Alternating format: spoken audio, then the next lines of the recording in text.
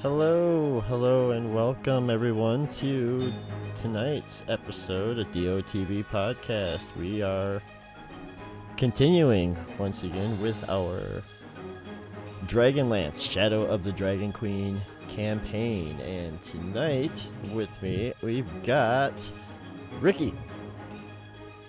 What up? Ricky's playing Brimble. The smallest boy ever. The smallest boy ever. How you doing tonight, Ricky? I'm doing pretty good. Pretty excited to play a humble, tiny, normal kinder. Okay, and then we also have Rib Rob with us tonight. Hello. Hello. How are you doing this evening? Pretty good. Awesome. And then you will be playing Peter? Yes. Oh. So, yeah. Excellent. And we don't have David with us this evening. He is unwell, unfortunately, so don't worry about Nibs right now. We'll get to him momentarily, I guess. So yes, thank you all for joining us once again. And before we really get into tonight's episode, let's first a little bit of housekeeping. At the end of last week's session, we did find some loot, and in that loot was some steel coins. And in case you didn't know or were unfamiliar with the coin system on Kryn, steel is the equivalent of gold. So when you made your characters, your starting gold was actually starting steel. So don't worry about like a coin for conversion for gold and silver, because I'm not using what they have in the book, because that's terrible. I'm using the old school method, which pretty much makes gold and silver worthless as a coin, but obviously they're still like useful for decorative purposes and art and things like that. So if you were to find like silver or gold coins at any point in this campaign to the right buyer, you could get money off of it, but otherwise, it's pretty cheap metal. Gold and silver not having the same practical uses as like bronze or steel. So on Kryn, the coins go copper, bronze, steel, then platinum. And we're just going to ignore the other two as a currency. Alright. So, first off, why don't we kind of go over what happened last time? And since this is going to be the first recap of the first episode of a brand new campaign with a brand new player to our little circle here, Ricky, what were you up to the other day again? You were saying something about starting a new campaign Saturday? I'm just messing with you. Rib Rob, I need you to do a recap for me, please. Oh. Choo-choo. Let's see. Nibs and Peter came upon the barb, right? And we did a little trial. And then we got some books from a nice lady. Oh, wait. And Hang on. Oh. I did have everybody. Yeah, okay. Nope, you're good. Okay. We got some books from a nice lady and some scrolls. And then I believe, am I just saying what I know or what Peter knows? No, you can do like the whole thing. Okay. And then I believe, Ricky, what was your character's name again? I'm trying to remember. Brimble Silverglow. Brimble encountered something of divine nature in the woods with like a statue. Sounds like a mushroom trip, doesn't it? It kind of does. We don't know what was in that stew last night. Very true. You know what wasn't in that stew? Dignity. And then we all woke up and fought some mean lizards who turned to Yes. dust. Can Yep. you do me a favor, Ron? Mm-hmm. Can you type the spelling of the deity in the chat there so I can put it in my bio? So stop screwing it up. Yes. Let me just double check Or I it. can Google it. Either, whatever is fine. Oop. I got it. Yeah, it's Kirijola. And we're looking at this screen here. That's fine. This is a good screen. Shows some of our tokens here. Perfect. Yeah. Oh, no, this is what I wanted to do because I haven't really run modules off of Roll20 before, so I'm not used to all these amazing little handouts and things that come preloaded. So Oh, snap. I did want to share with you. So the creatures that you were fighting, they were wearing these cloaks and whatnot, but over the course of combat, their hoods and whatnot would get removed, and you did actually kind of get to see their faces before they turned to stone and then subsequently disintegrated. Mm. And I should be able to show this to everyone here. And click on it. Boom. Big. And so that's essentially what the creature looked like, but wearing a cloak and whatnot.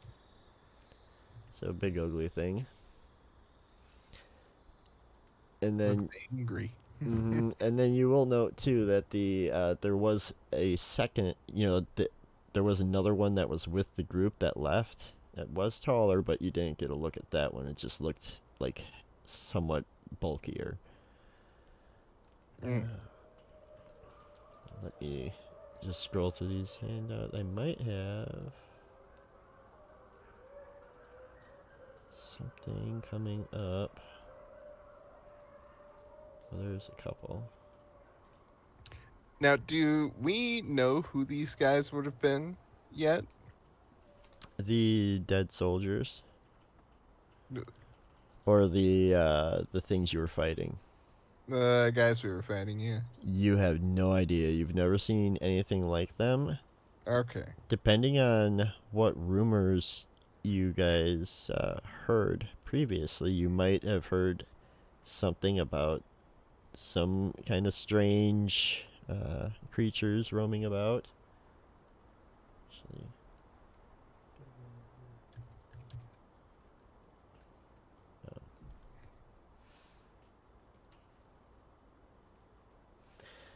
but so yeah, that now for actually probably all of you, this is your first real combat. Now, sure, Brimble being a kind of knight almost, getting there, squire-like, has definitely Excuse me? yeah, done combat training and sparring and whatnot. So, he has training in that regards. But being in actual combat, where his life was really on the line, this is a pretty new sort of experience for everyone. And Nibs has kind of gone around behind the cart, and you can hear the small man retching, puking. Just Louis, I messaged Oh, you in no. Discord. not doing so well. But Levna kind of looks at you, Brimble, and looks over at Peter and is like, "Well, now what do we do here with these?" I mean, With, oh, go ahead. you said with these, with what? The dead soldiers. We can't just leave them out. Oh, I thought they disintegrated. No, the things you were fighting disintegrated, but the things you were fighting killed soldiers previous. So Oh. remember Oh, the snap. farm boy, Reese? Yeah. Mm. So he fetched you, and like he's there with you guys also, just still completely perplexed. Like, what were those things? And etc. But meanwhile, you guys are kind of sort of assessing the situation. Trying to figure out just that. What were those things? And well, now what should we do with the bodies of these men? And while that's going on, maybe about a quarter mile or so east of you, along the road from Calaman to Vogler, a lone Kender strides is prancing. Not him. He's on a mastiff, and he is mounted on a mastiff, and they are walking, heading down the trail. Um, Do I notice them? so you wouldn't notice them yet. Uh, Bannon, Lewis, actually. Lewis, hello. Hello, how are you doing today? Doing awesome. Welcome to Dragonlance. We are so happy to have you. I am so excited to be here. And me and my fine steed, Cassie, is here, and we're looking for this butterfly. Okay. Well, before you continue that venture, why don't you give us a quick so if Bannon were to walk into a room, what would be I look up and take a glance at him, what does Bannon look like? Quick appearance. Okay, there's one thing. A candor walks into a room. Everybody leaves. Uh, alrighty. That's He pre-bought. is a small, uh, thin, athletic build. He's 3'8". Oh. He has gray eyes, lightly tanned skin, and dark reddish black hair. He is wearing a chain shirt, has a rapier at his side, carries a shield, and he has his hoopak with him. Excellent. Okay. So, and you're following this butterfly, but you lost track of it and kind of just got back on your way. And as you're going down the trail, the road or whatever, what is Bannon doing? Is he going to be like whistling? Is he maybe like pointing things out to Tassie? Is he, how does he pass the time as he's traveling right now? He is talking to Tassie and going, huh, that butterfly just, it was there. And then those guys in the dark cape scared it away. And then, of course you ran. I don't know why you ran. I mean, when things are there, you're not supposed to run. You're supposed to be like, the Hofmeister, you're supposed to be like Cousin Taz. Come on. You're not supposed to be some, you know, I know, yes, I know. I know Brimble picked you out. Yes, I know. That's why I still have you. But you're supposed to be brave like Taz. Come on. The Hofmaster. Come on. The All Hoff. right. You have to be like Hoff. So, how about you guys, Peter and Brimble? Why don't you give me each a perception check while you're kind of standing around discussing what you're gonna do, what your next step is. I don't know. All right. I'll roll one for Levna.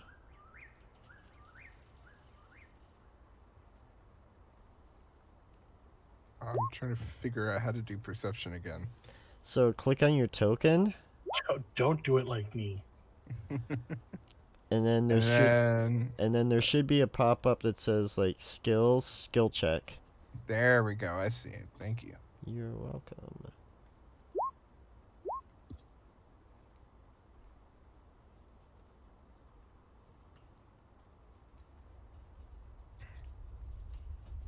Only paying attention a little bit. I'm not paying attention at all. Oh boy. Yeah, her passive is only 12, but I'll give her a roll anyways.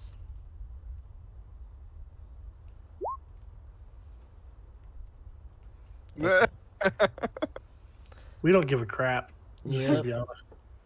Yeah, so you guys don't hear anything, but Bannon, you come around a bend in the road, and just ahead of you, you see two Solomnic Knights, a smaller humanoid, a young human boy, not young, he's like probably like 13, 14, and then you see another small humanoid behind an overturned wagon or cart that's currently puking his guts out. And yeah, you don't even need to roll, but you recognize your brother instantly. So Peter, sorry, I don't mean to interject, but Peter is going to be like gathering some of that dust up from one of the lizards in his tinderbox. So. Yep. To experiment and study later. Excellent. Levna's kind Bramble, have you seen a butterfly? It has like pretty wings and like the body of a lizard. Oh my god, no, I've not seen a butterfly, but what we did see, we saw these people who were reptiles, but they were dragons, but they were people, and they were in armor. And then, oh my god, I talked to a god. I've got some sort of cool powers now, but I'm supposed to smite people, and I'm really not excited about that. But it's okay, because I figure if I can also talk to people and talk to them about the god, then maybe it'll work out better. Plus, I totally ran into battle all cool, and I said, that's bitches, and I did the whole Slamic Knight thing. It was pretty rad. I also almost died. Okay, little brother. What did Mama say? You have to think before you start talking, because you keep on talking and people cannot hear you. I don't see. She's smart, but I think they can hear me just fine. Yes, but understanding what you're trying to say is a totally different thing. I got you because I'm used to you. Oh, hi, Levna. Oh, bloody hell, he's back. I mean, welcome back there. I thought you were gonna meet us up ahead in Vogler. There was this butterfly. It was really, really pretty. Of course, see? That's precisely why you were going to leave a day early anyways, wasn't it? Just in case something like that happened. I get excited and I go, no, look, I don't think you understand. Those piles of dust used to be evil dragon people. Okay, I don't know what you've been smoking, but I know Ispen told us about these dragons and stuff like that before, but there's no dragon. No. Guy points at Rip Robin because he totally looks smarter than me, and he saw it too. Yes. We're talking about the dragon people that used to be here that turned into dust, and you saw them, right? Oh yeah, yeah. Why? Dispatched them very quickly. Yeah. So why are we traveling with a couple of gnomes?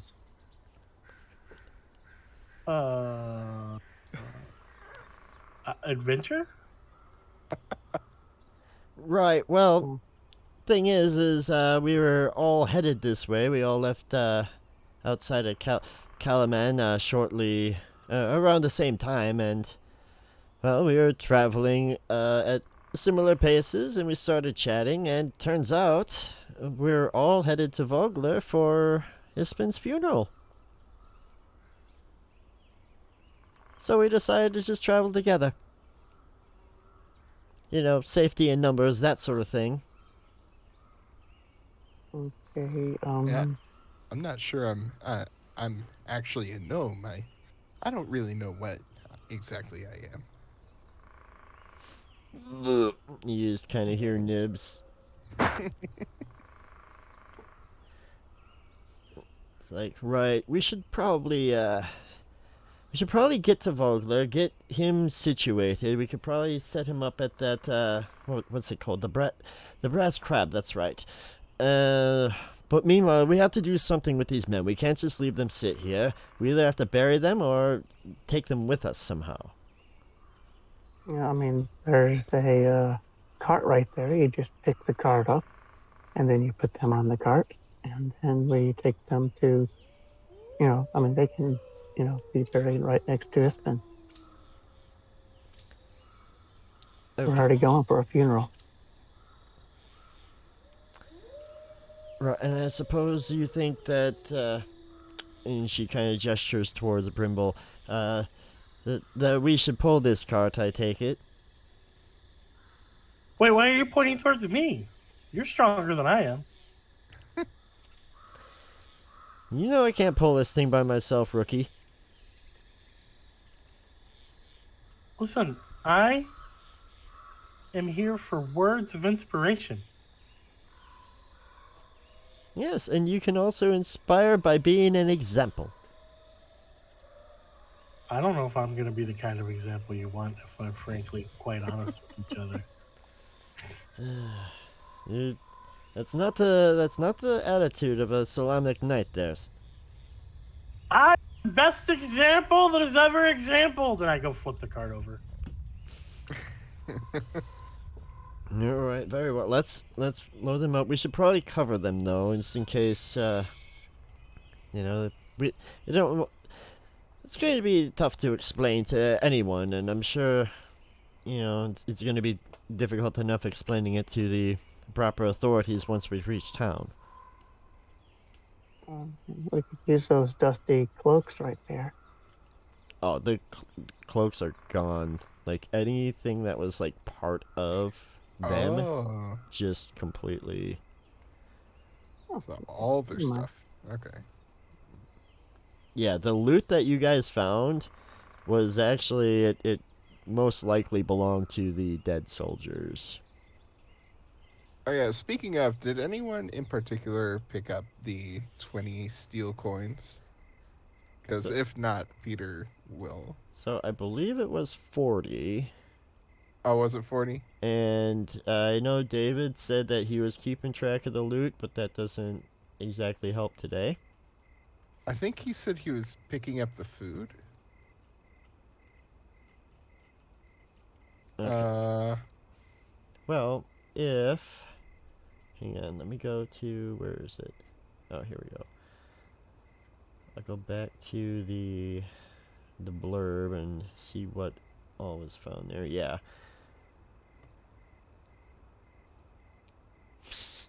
So, you found...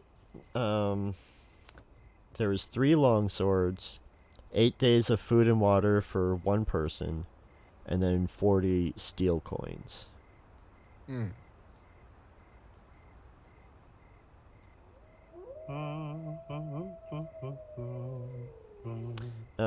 And I did forget to mention too, that on one of the dead soldiers, you find a rolled up letter of correspondence stating that these knights were investigating reports of nearby farmsteads that had been raided by creatures matching these now dead creatures' descriptions. So these knights were in the area investigating reports of these creatures when they were attacked by them. Do you mind if I see that report real quick?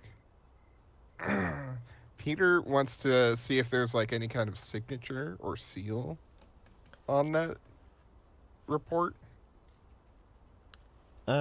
Yeah, there is. It's just a rather generic, like, Solamnic knight seal. It is a Knight of the Rose emblem. But then it's also got the city marker for the city of Malgoth, which is the actual capital city of this whole region that you're in. I gotcha.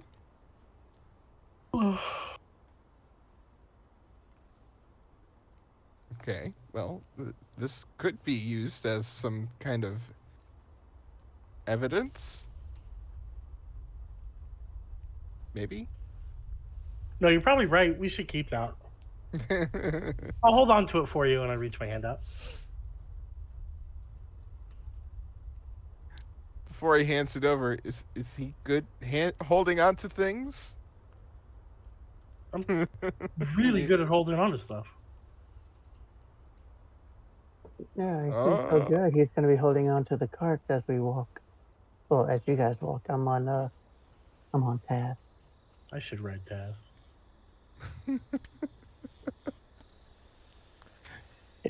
Just because you chose Taz for me does not mean that his back can handle. He likes me more. Well, of course he does.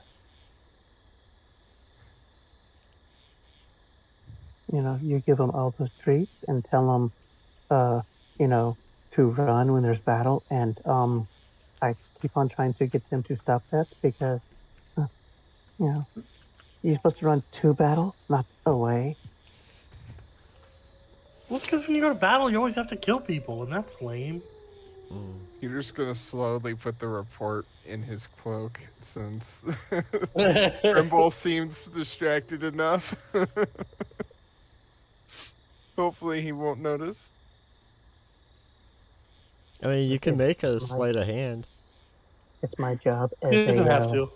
As a I won't knight. notice. Well, I'm a squire, but as a knight to uphold and to kill the people who are bad. Damn it. It doesn't matter. I'm not gonna roll against it. You get away with it. All right. So Peter's holding on to the report. Excellent. All right. So yeah, you guys, you get the cart loaded up with the dead knights. Peter has the correspondence. Brimble and Bannon are catching up, I guess. Levna's rolling her eyes. And no, Levna and Brimble are gonna have to haul the cart because they can't do it alone.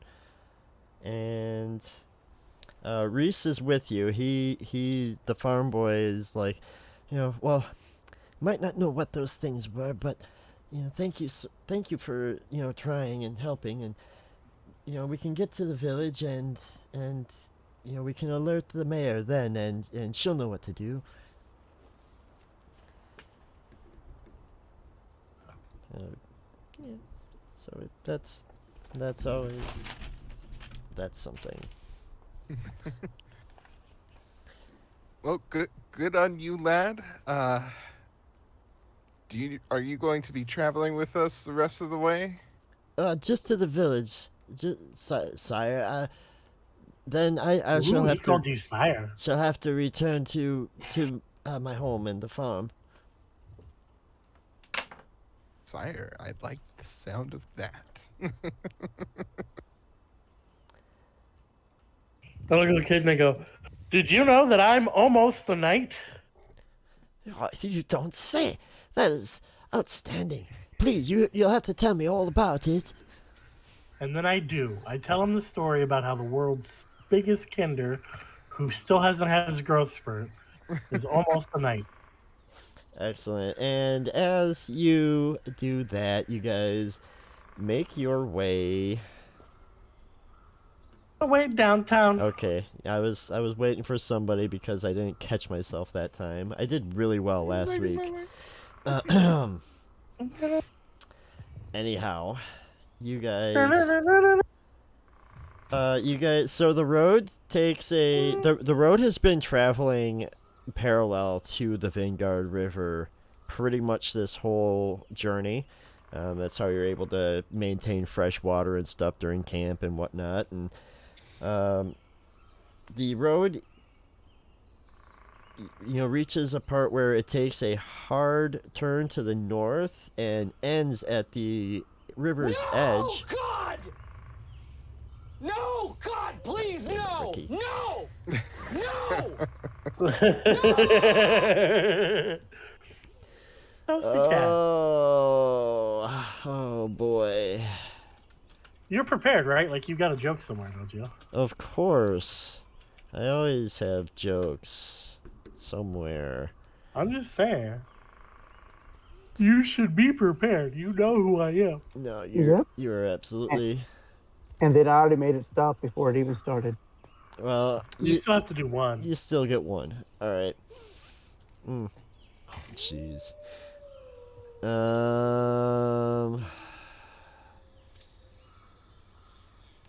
That's not okay. No, we're not doing frickin' light bulbs. Okay. You know what? I'm not even gonna read this. A human was selling melons in the fair when a huge orc approached him and said out loud, "I want to buy half a melon." The guy, intimidated with the orc's size, replied, "I can't sell you half of a melon. I'll have to ask my boss." He leaves to one of the tents, and the orc follows him without noticing. Getting in there, he says, "Boss, there's a darn son of a bitch out there wants to buy half of a melon." He looks back and finds the orc standing right behind him. "And this gentleman wants to buy the other half."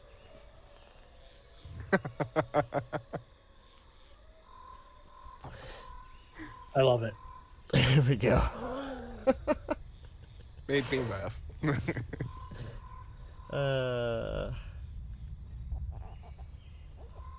And hello, Toasty. Thank you so much for joining us. Okay.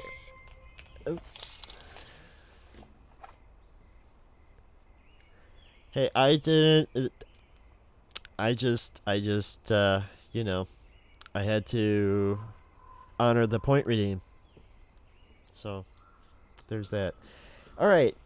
The road takes a hard turn north to the river's edge where there's like a small like kind of dock pier sort of thing, and you're able to look across the river and see the village of Vogler properly. So let me I think this is we're gonna want that. And I can change the screen. So, I was gonna say, don't change. We like you just the way you are. oop, I needed to move you guys like that.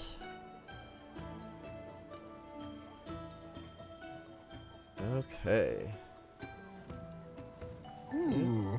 So here we see the village of Vogler. You guys would be, across the river over in this area. Wait, what's that thing? Shift click?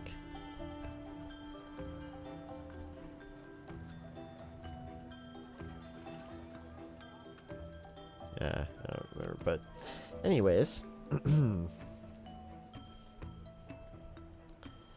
There you are. So the fishing village of Vogler clings to a spit of land reaching into the Vanguard River.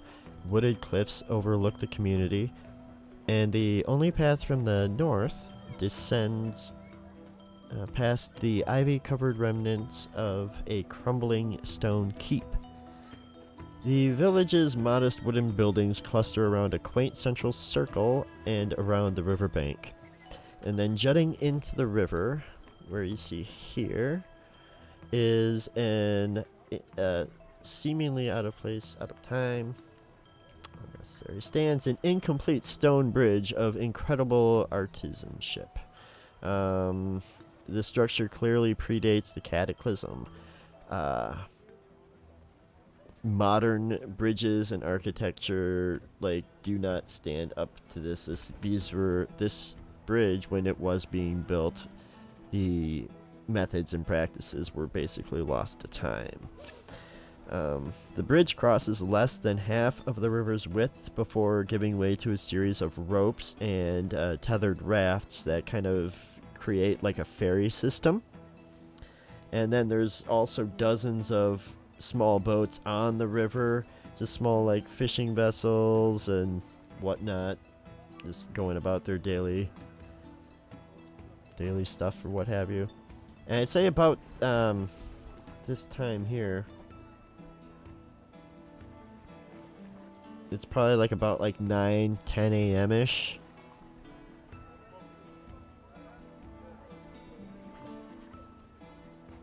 So what would you like to do? Reese kind of, he glances over, is like, no, it's the least I could do is to for helping is, I'll pay one of the farriers and they can, take us across the river. It's only 10 bronze. And he... No. We'll pay. You're just a poor boy from a poor family.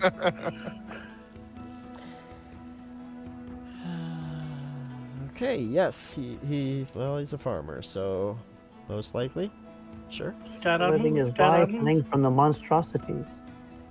Oh boy. All right. Nope. See, it's just Galileo. there we go. That's what I want. Figaro. So yeah, if Magnifico. you look on the map, so here's the bridge. I don't know if you guys got it zoomed out like how I have it on the stream, but the village circle up here. You can see the crumbling keep up here to the north. And yeah. And so you pay for the ferry, and they take you across, and so sort of built onto the stone bridge are additions, like wooden additions, ramps and stairs and things like that allow people to actually get up from the water, because otherwise the bridge it stands up taller, and so you're able to like get up that way. And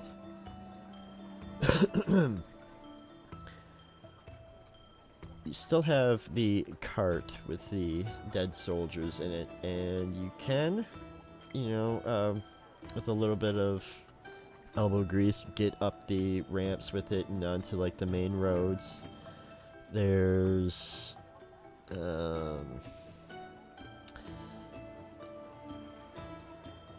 Reese directs you towards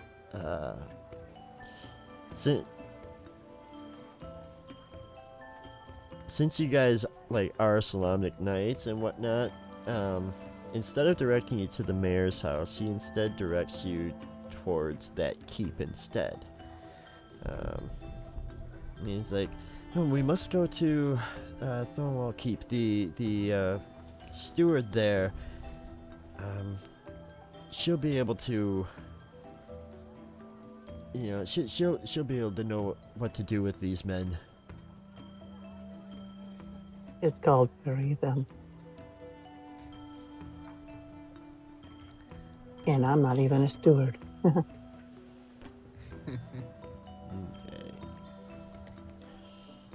So, and actually, Levna is like, all right, well, you guys do that. We'll haul the cart up. We need to do something with this halfling. Pointing back at Nibs, who's been riding on the back of the cart, still just kind of like dry heaving at this point. Tell you what, Reese, why don't you take him to the Brass Crab? We're supposed to have some accommodations there all set aside for us as privileged guests or something of that line. You take Nibs there, and then we'll take care of this matter up at the keep. I'll come back after we get this cart up to the keep. Yeah, make sure the guy gets lots of greasy fish because I think he really wants it.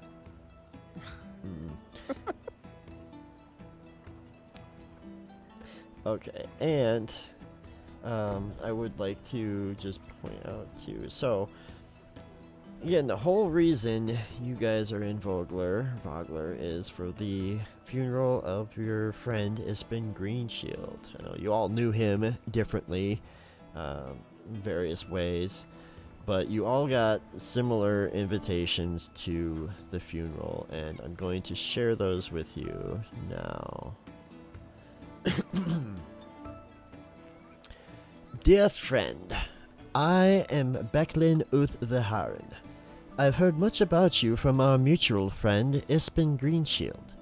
It grieves me to share the news that our dear friend Ispin passed away peacefully here at his home in Vogler. May fortune and the old gods protect his soul. Ispin's friends are holding a memorial for him in the manner he always wanted. It will take place here in Vogler on the eve of the Kingfisher Festival. I write to ask you to do Ispin one last honor and attend. Should you come, accommodations will be available at the Brass Crab. Though the circumstances are sad, I am eager to meet you and, through our memories, to revel in the life of our great friend. Becklin Uth-Viharin, Knight of the Crown. And you guys don't even need to make like a history check or anything like that. You would all recognize the name as the same Becklin from Ispin's stories. So the same Becklin that might have inspired a couple of young Kender to join the knighthood. I'm just kidding. I'm just kidding. I mean, you heard what they did, right? Yeah, that one time they faced down an army of minotaurs. Yeah, it was stories. I can't wait. I can't wait to do it ourselves. Oh boy. Alright. So, Hey, do you think when we fight our army of minotaurs that we'll have to use swords and stuff and kill them, or do you think we'll be able to negotiate them to become friends and maybe we can have a whole army of minotaurs and maybe we'll have to stop eating steaks? That would suck, but it would definitely be worth giving up steaks if we could have friends like minotaurs. That would be kind of wild. What if I showed them my superpowers I've got now? Do you think that then they would be more likely to just be friends with us, or do you think we still have to fight them? Okay, we don't have to fight them, but I'm not giving up steak. But I don't think you can have steak and hang out with minotaurs, can you? Do minotaurs eat steak? I mean, Are minotaurs carnivores? only real men Or eat steak, omnivores? and I mean, they look pretty manly, so probably. You could be a manly vegan. Bert will stop and look at you, and then go back to him and goes, really think they might eat steak? No comment on that statement whatsoever. oh boy. Alright. So as you guys are moving throughout the village, there's people that are going about, just doing their daily chores or errands or just waltzing around or whatnot, and you see a great deal of people are like hanging up banners and streamers and decorations and things for the upcoming Kingfisher Festival. Now, actually, everyone, why don't you make a religion roll? Everyone's able to do this. All right. Good no fox say. Ding, ding, ding, ding, ding, ding, ding, ding. Wow. Oh. I am rolling so bad. And Oh, wait, gold wait, bluff, wait, No. wait. You have Never to mind. be sick. It's, Oh, and it is- actually, Peter, I was not that you needed it, but I was going to give you advantage on this particular roll because your friend would have associated you with this religious symbol that Oh, yeah. Brimble recognizes it as well. And you know what? I'll give it to Bannon on advantage too, because it is also a symbol associated with the Knights of Solamnia. Well, then I would have advantage too. You don't need it. It's the principle. Okay, fine. You had inspiration also. So yeah, the kingfisher, is it's a type of bird. First off, here I actually found a picture. I will share of a kingfisher in case you were unfamiliar with the actual bird. And it is also it's a symbol of Habakkuk, the god of nature, the good god of nature, and it's also one of the symbols associated with the Knights of Solamnia, due to the divine influence on the knightly orders. Of course, I would think that my Solamnic knights would be aware that of Paladin's, Habakkuk's, and Kiri Jolith's influence on the creation of the knightly orders. You know, I mean, at least in passing, you do have to do some studies to become a knight. They don't just let anyone in. You know that.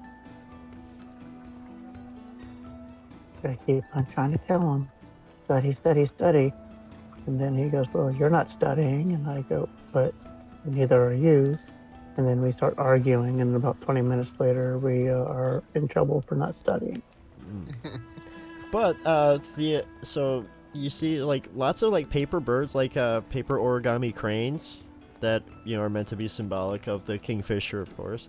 But like lots of paper birds, and you also notice little green shield decorations in some of the windows and whatnot, and homage to Ispin, of course. Other things of note as you're waltzing through the village, as you're passing through the village, the people that you do pass are all very friendly. They smile, they wave, they say hello. Things like, it's lovely weather we're having today, and just make small talk. And like, many of you are probably more used to people in cities and things where you kind of get a colder attitude from people, or things just in general. But here in Vogler, like, everything seems real warm and friendly. The people are nice and welcoming, and even despite the fact that you're showing up in Solamnic armor, you think you might notice like one or two sideways glances, but when you don't go to look at them, everyone's smiling, because you know how people feel about the knights. But aside from that, people are like genuinely like friendly. He is true. This weather is quite nice, because if it was hotter, man, these dead bodies would really be stinking. Levna shoots you the sharpest looks, just like, Brandon! Oh, are they already stinking? I don't smell Ben, them. Quiet. Night. Chapter 22. Chapter 22 of the measure. Things like this need to stay silent. Oh my goodness.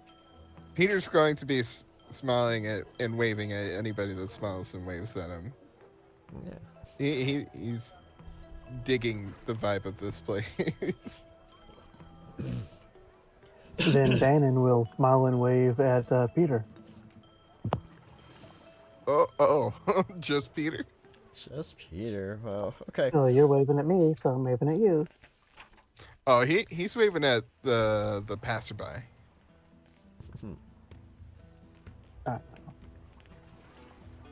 Alright, so anyways, you begin to you make your way up the winding path to the crumbling keep.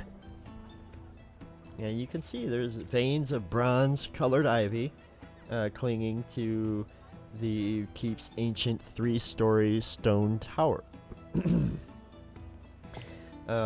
It's easily the tallest structure in the village. And, you know, the fact that it's on a cliff definitely doesn't help that at all.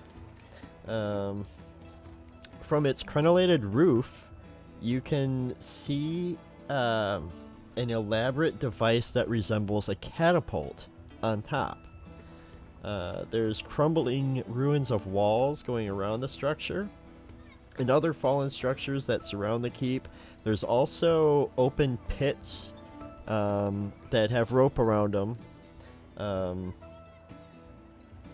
that are like it's like an excavation site essentially around the keep. And that's what you see as you approach the keep's main door there.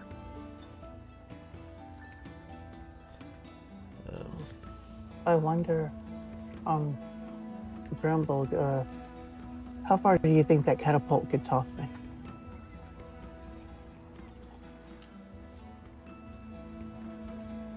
Far enough, I reckon. Brimble, are you talking? Oh, I think we have to find out. Okay, as soon as we drop off these dead bodies, we could take a look. Can we? I mean, as soon as we go over there without these dead bodies in here, then we'll do it. And he winks towards Lovna. What I don't know about.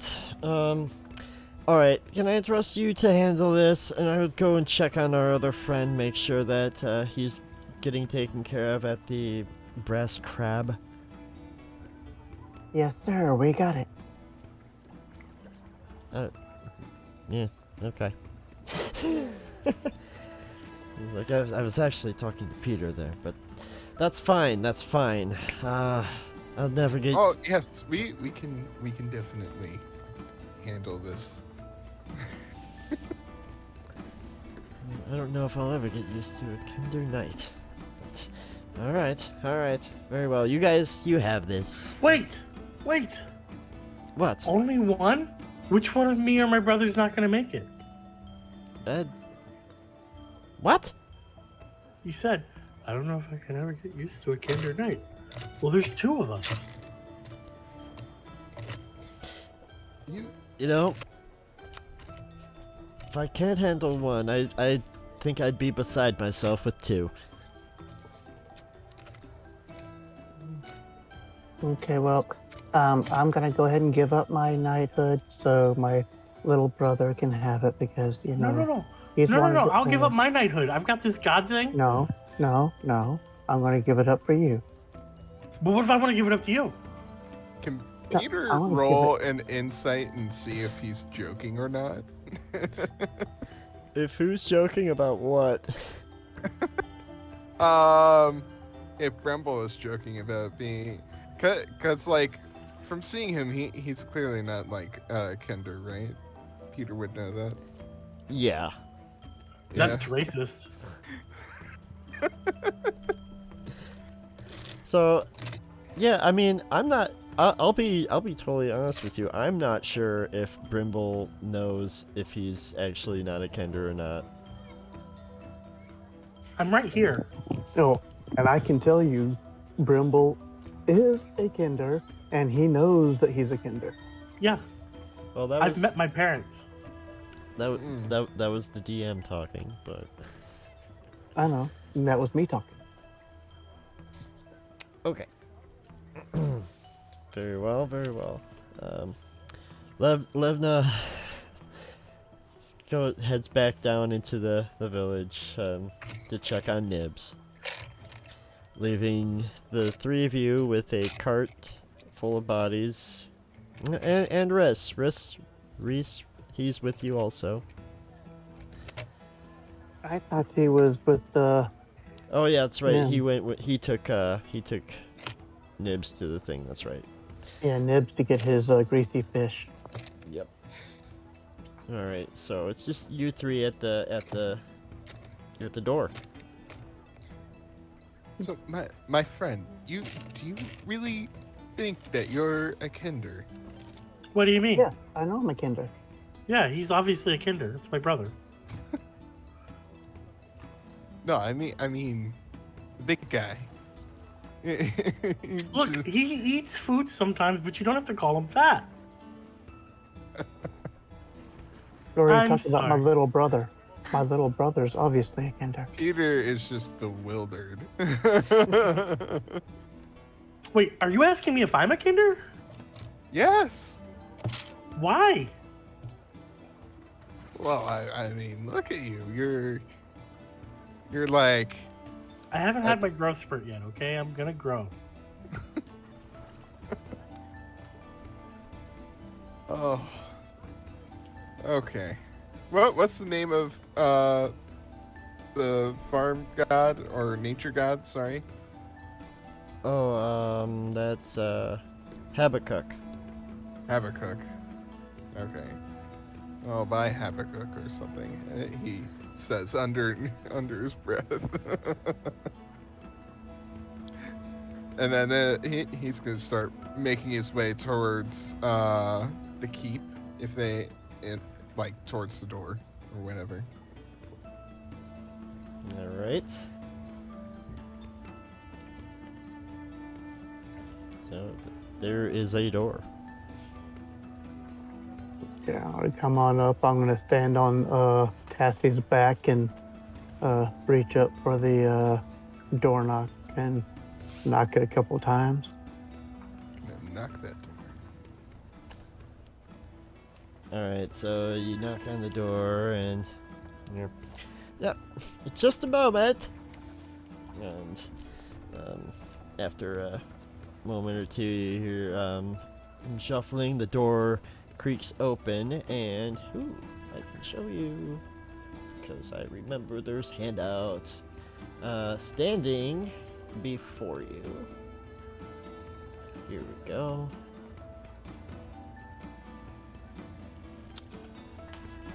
Is Becklin. Becklin is Solomnic Knight.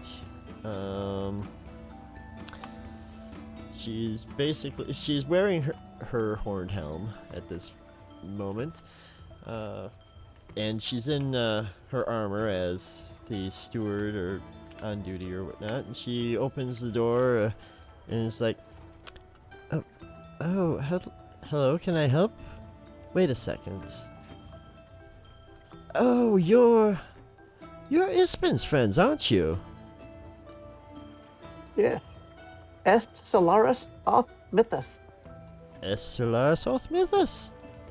You know, I was beside myself when he told me that there was going to be a pair of Kender knights. I had no idea that Kender had joined the knighthood.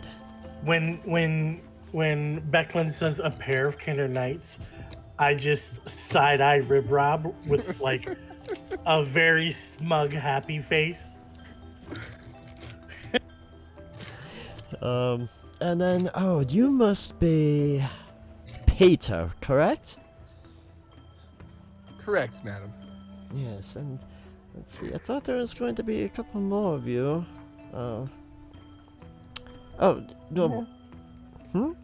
Yes? Nibs got sick and is now eating some greasy fish. And then there are some dead bodies on the oh wait. Shh. There's not dead bodies Wait. on the cart. What? Say that again, please. Okay.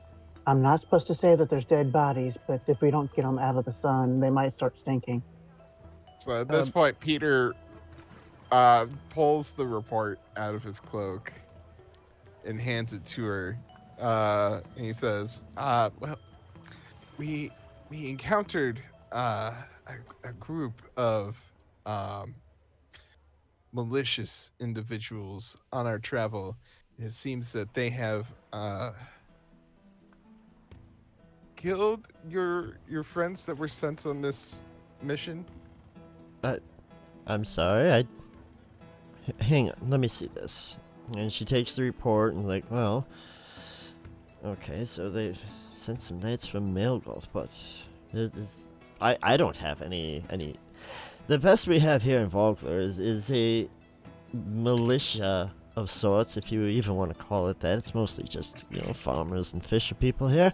Mailgoth does ostentatiously protect the village, but I'm basically the steward here. I did not properly introduce myself, of course. My apologies. My name is Becklin Utvaharn. I'm Knight of the Crown. I see we have two squires and Peter here. This is quite troubling. I bow to her when she introduces herself. So, and the creatures described in this text, did you happen to see anything like this yourself? Well, they scared away the butterfly that I was chasing. At least I think that they look something like the people they were talking about. Right.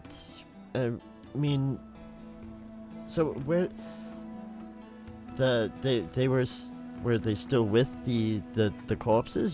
Did you see them? What's going on? Please elaborate for me. Are you talking about what happened to the dragon people?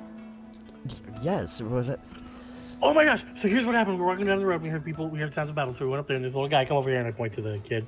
He came over to us and he said, "Hey man, there's a lot of stuff going on. There's combat. Help! I need help! I need help!" And we went there, and this combat ensued, brother. and it was crazy combat. And we were going in, and we went, and then as soon as we started killing these dragon people, they turned to dust. I kid you not, turned straight to dust, like it was just what they're supposed to do. And then as I was getting ready to come help out one person, they knocked me unconscious, and then I woke up and felt stronger. Peter's gonna gesture for her hand. Okay, she opens her hand, bewildered. She's like, huh, okay. He's going to open his tinderbox with the ashes of the lizard people and just dump it on her hand. This is them, I take it. Yes? And she kind of shakes it off. It's like, I really didn't need that. But... Okay, this is... The ones I saw were much taller.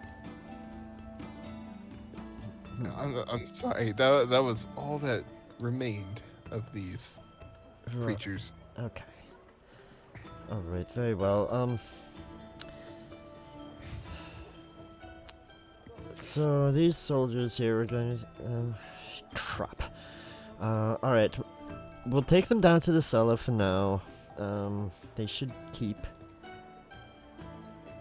We'll have to, bury them properly. Or send them back somehow. I don't think there's really any way to do anything like that. No way to really preserve the bodies that I am aware of. But, there are other things at hand here. It is sad that this has happened. I will make sure the proper reports are filed and whatnot. Meantime, we have to prepare for a different funeral. The reason you're all here, of course. Thank you so much for coming. I wasn't sure if you were going to make it or not. We wouldn't have not been able to make it. And Brimble, did you hear her say that take them to the cellar so they'll keep inside the keep? Sorry, sir. I just found it funny. Yes, I wish we could be here under better circumstances. Indeed. But I do see why it's been sawing you a lot. You're quite unpredictable at times, yes.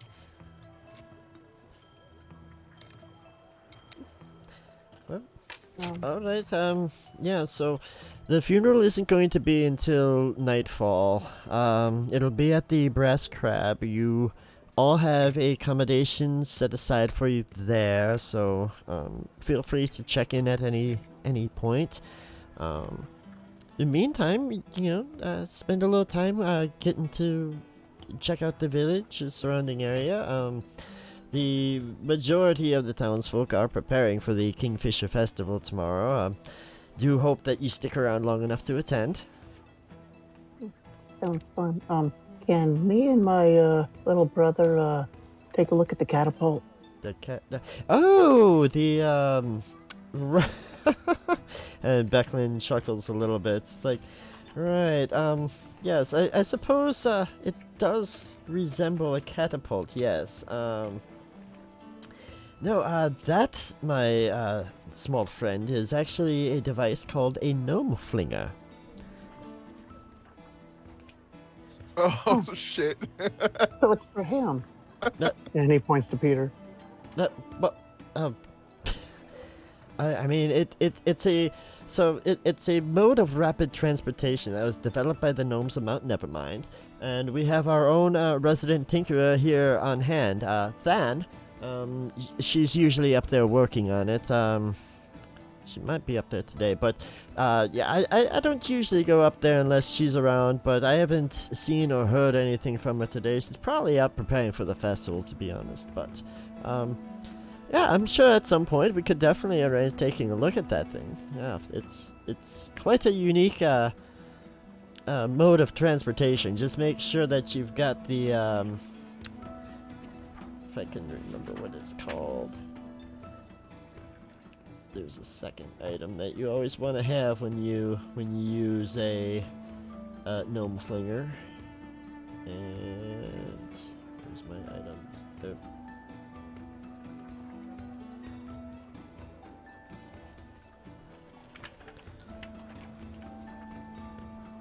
Okay.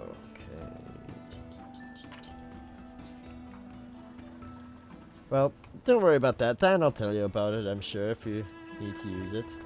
But,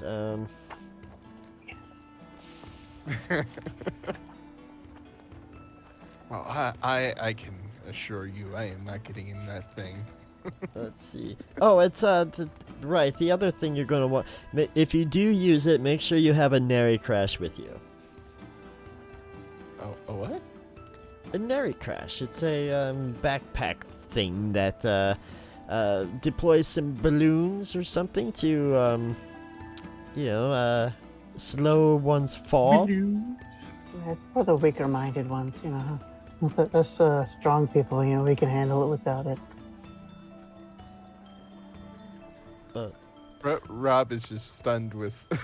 I have the biggest smile on my face right now. Oh, fascinating. Well, if there's some safety measures, I don't see why I couldn't. Right, I mean, it's made for your folk. Yes, and I believe Than said something about it being effective, what, like 90% of the time?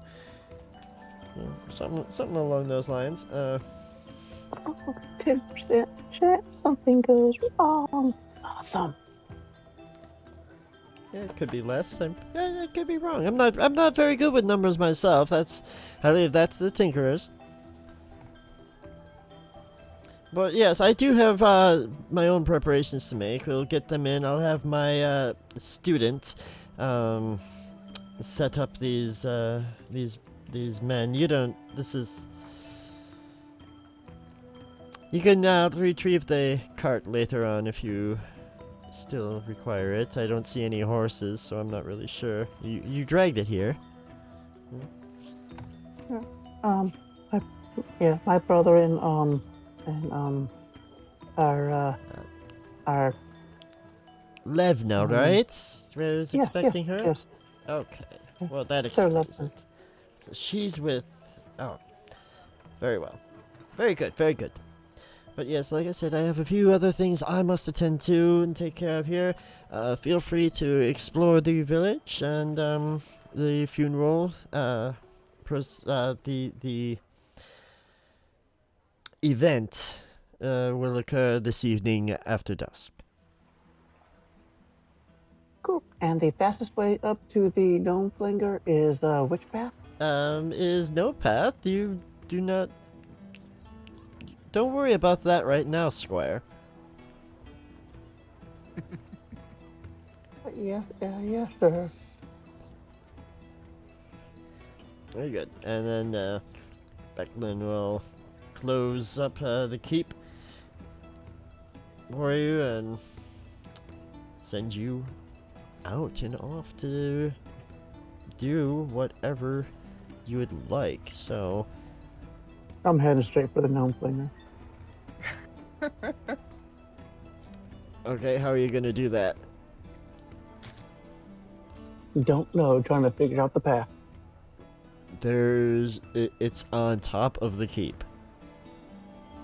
There's no path to the top of the keep. Okay, Bramble, do you think you can throw me to the top?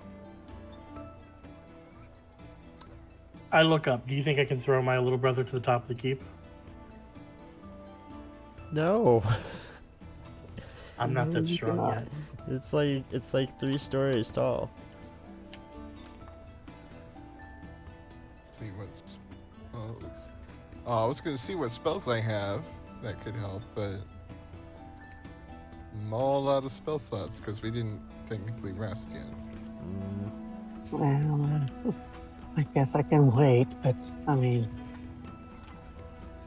a catapult that actually is supposed to be flinging people. I mean, that might ruin most of the fun with it supposed to be doing that, but you know, I still want to see how far I can go.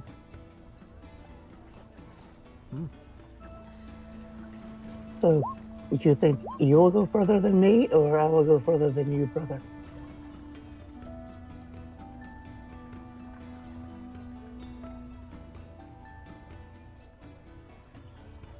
that's a good question.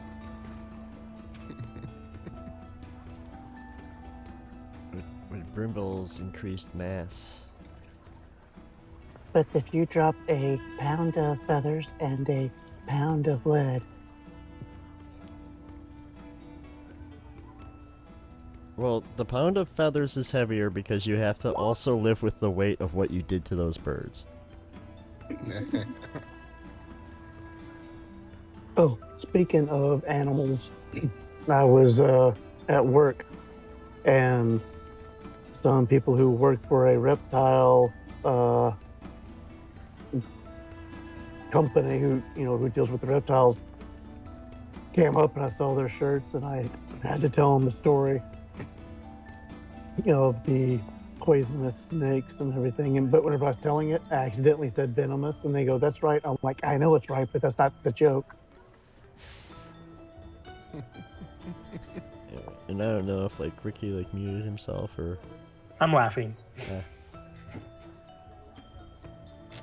Okay, so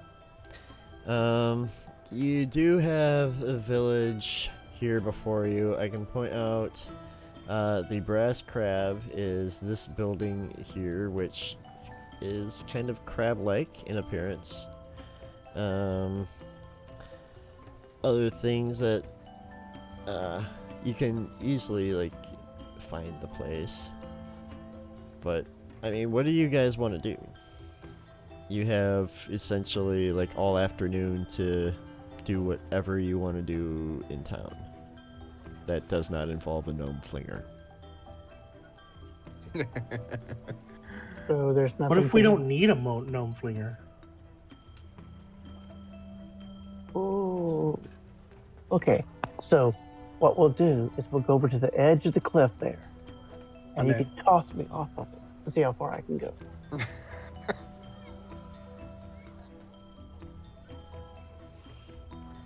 I see there's literally zero downfall to any of what we just said. Yeah, there's no negative. Well, I am out of spells to help you out there, but I will be well amused just to watch.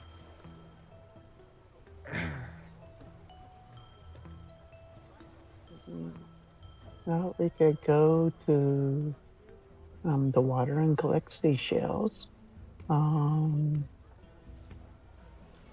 We could possibly go fishing.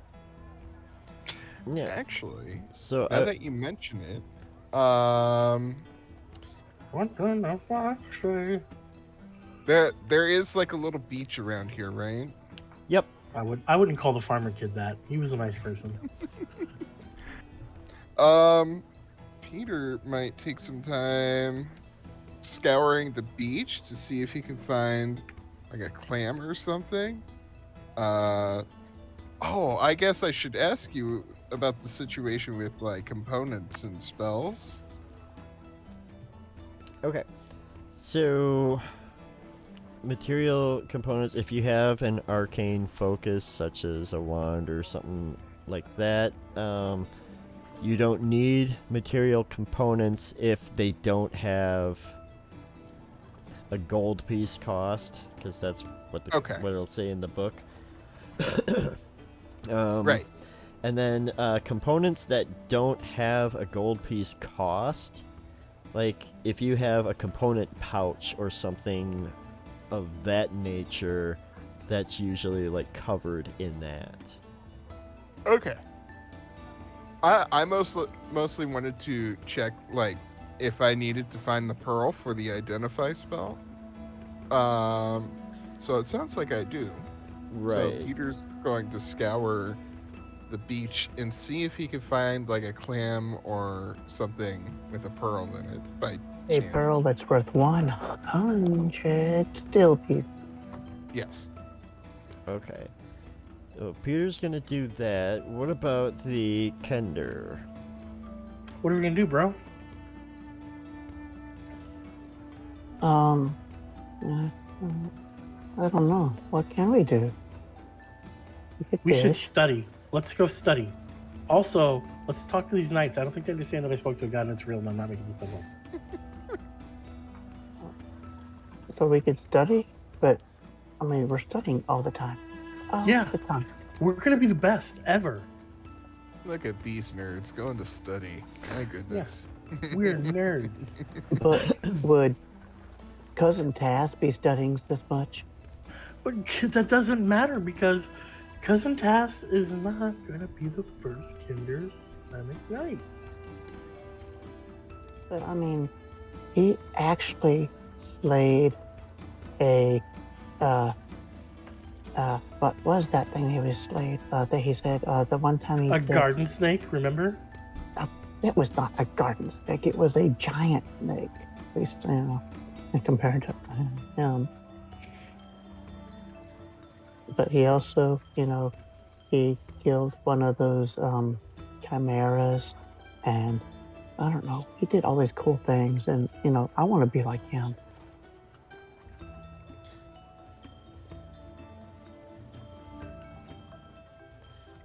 Okay.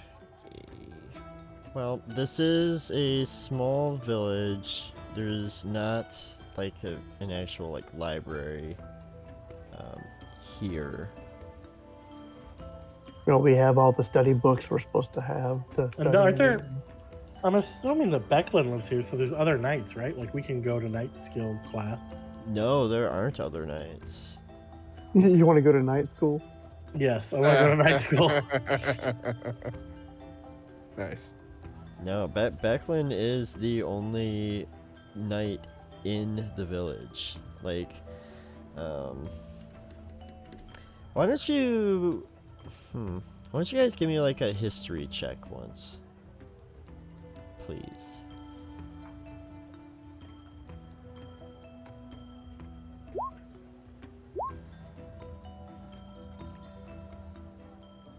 All right. Who wasn't studying now? Oh, how fitting.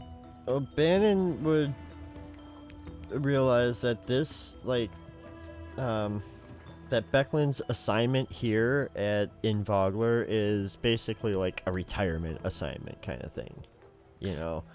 Like she's not like really here to be like, a huge protector or anything like that. This is basically just a retirement gig. So there's not really other knights around. It's a small fishing village. Like they might get like some like bandits or something like that every once in a while, or the occasional wild animal, but it's nothing really major ever happens where they would need trained militia around. You said something about mercenaries, or no, not mercenaries. Oh, no, it was militia. So,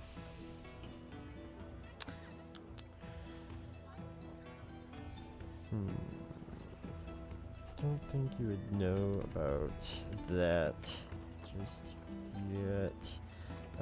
Like, I thought somebody said something about it. It might have just been in your description of the city. Okay, no problem. Could have been. I don't think it was in there, but yeah, no, it was just. No, God! No, God, please, no! No! No! Damn it, Rib Rob. No! You were supposed to. You were supposed to. You were supposed to be the chosen one.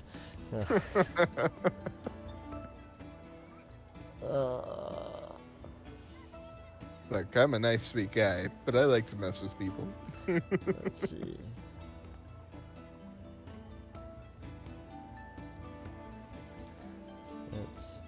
Okay, we did.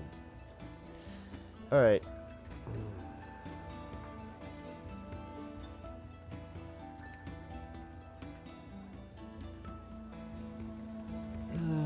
Let's see. Two bards are standing on a bridge when the first one emits a stinking cloud. The second one says, "I didn't know you could cast that spell," to which the first one replies, "I can't."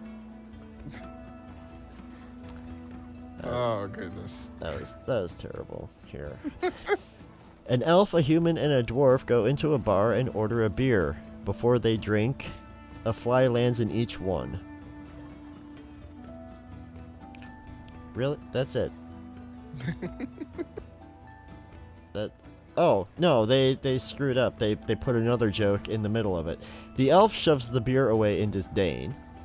The human waves the fly away and drinks the beer. The dwarf picks the fly up, holds it over his glass, and yells, "Spit it all out, you little bastard!" There you go. And somebody, yes, Toasty made it stop. Thank you, Toasty. Okay. What else? What else was I thinking here with that? So, you know, it's a retirement gig. Yeah, that there aren't really... Armorer, maybe? What do you need? An armorer, blacksmith type thing. Okay, yeah, there's not really, like a smithy or anything in the... It's a small fishing village, but there is a market near the dock, which you did see when you did come into town. The market area is in this region down here, and you know, you could probably find most like common supplies and whatnot there that you would need. But if you're looking for like something like custom, like an armor piece like that, you'd have to go to a city. I guess you're right. I guess the only thing he has to do is study.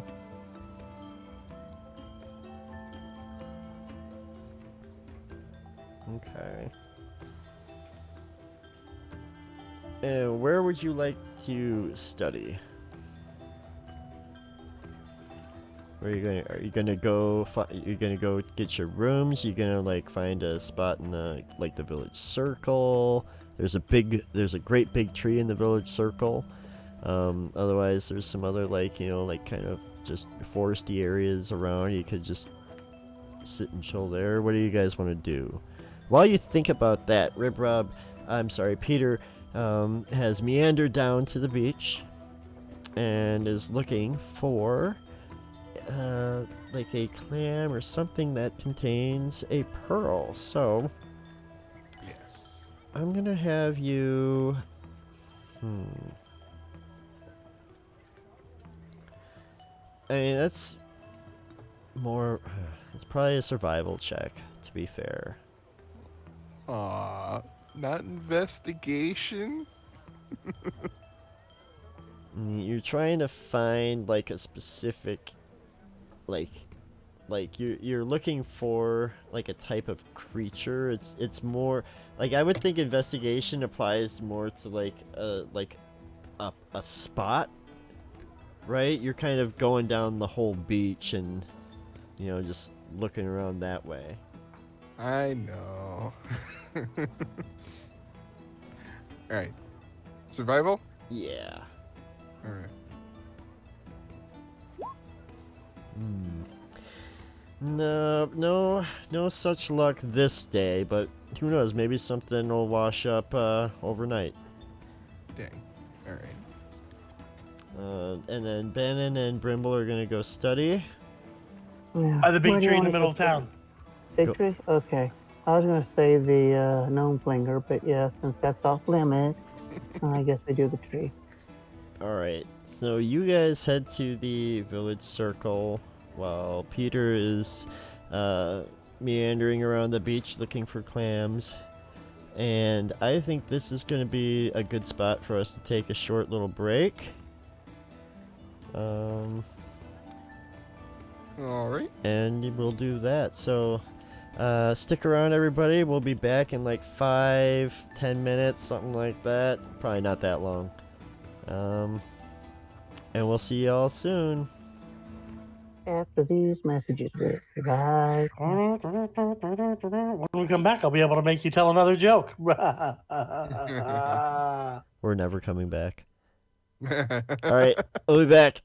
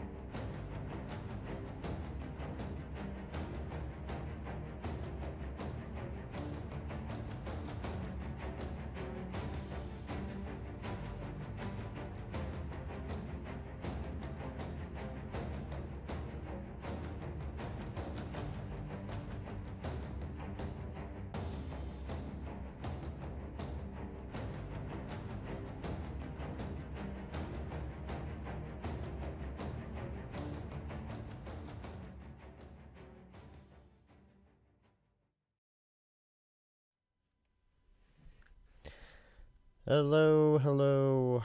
Welcome back, everybody. Thank you for hanging out while we took that short break there. Oh shoot, you know what? I don't think I have that one open on here. I don't. I do not. Bring our ambience back. Alright, so we took a short break. What had been going on is we arrived in the village of Vogler. We took the bodies of the knights that had fallen to the strange enemies to the Thornwall Keep, as you will eventually learn it to be called, where you met Becklin Uthveharan, the Solamnic knight that invited you here for Ispin's funeral. She took the bodies in, told you guys, go do whatever you'd like. The funeral event will occur. I can't think of the right word, I know. I want to say procession, but it's not a procession, it's just at one spot. But the funeral will occur after dusk, or at dusk, around that time, at the Brass Crab, so you basically have all day to do whatever. Bannon and Brimble, the young Solamnic Knight Squires, tender folk that they are, decided to head to the village circle where, sitting beneath the large tree, they are able to kind of go over some of their studies as they peruse over just one of several different volumes of the measure. Let's not get into how convoluted that whole thing is. They're doing that. People are still walking around chatting. They see other people hanging up decorations. People are setting up stalls and things around the village circle as well. A small stage is being set up too, for obviously some kind of music for the festival. And people pretty much leave you alone, so they see you're busy, but as you catch people's glances and whatnot, they wave or smile or nod, or again, it's just very, very warm, friendly town. Peter, same thing. You, while they were off doing that, you decided to go down to the beach and walk along the riverfront there and see if you could find a clam or something that might contain a pearl. And unfortunately, you didn't really have any luck today. But the people that you did encounter, you find one or two other people that are treasure hunters, if you will, that walk up and down the beach collecting shells and pretty rocks and things like that. Yeah. Peter's taken a liking to the more friendly atmosphere compared to the cities he's lived in most of his life. And that's, that pretty much kind of takes up your day. As midday approaches, you guys do start to get hungry. Let's see, from where everyone is, actually, Bannon and Brimble, you can see just right across the way from the village circle, there's a small, decent-sized establishment that's been getting a bit of traffic throughout the day as people go in and come out with big smiles. There's smoke coming off a chimney, and the smell of savory fish pies wafts from this building. And I mean, it's a festival in this small city. It's very tantalizing. Hey, can we stop beating each other up with swords for a moment and go be tantalized? Okay. We need to quote that. Oh boy. Do you have the quote ad thing? I have a different thing. It's set up different. but Okay. maybe we should just clip that one. I don't know. Anyways, yeah, you guys want to go get tantalized? Good lord. Of course we do. Jesus. All right. Yeah. No, God! No, God, please, no! No! No! No! I don't know what the problem is. Just wait. I'm gonna change that sound alert. It's gonna be so much more fitting. I have one lined up. I just haven't done it yet. My warlock got hit in the face pretty hard last session and lost a tooth. He now has to wear braces of defense.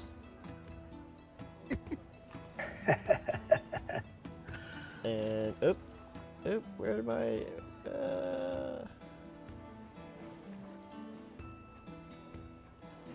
There. Okay, that's what I did.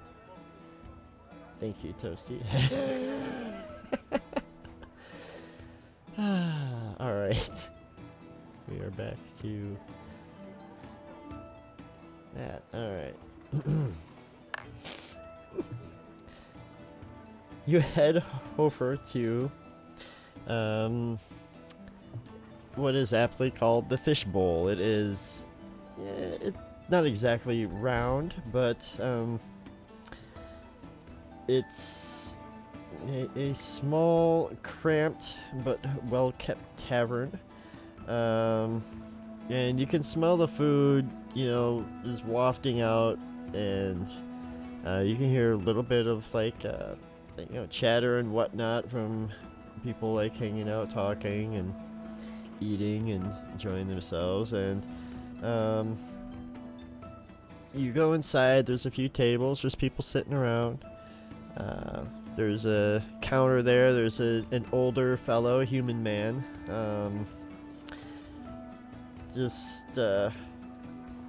Kind of gruff looking, but he's got a smile on his face. He's like, "Hey there, welcome to the fishbowl.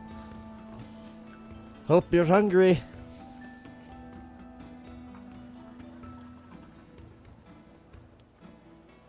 So this is Oh boy, are we! I came all the way over here to be tantalized. I knew it. That's one way of putting it. Sure, you guys want some fish pies?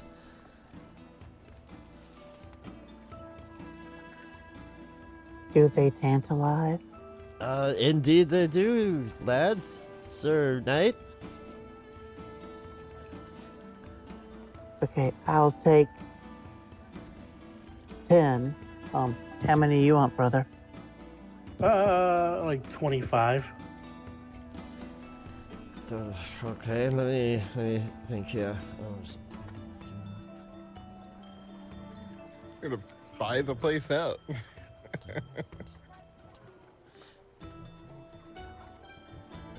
Okay. All right. So you want 10 of them? That'll be 2 steel pieces.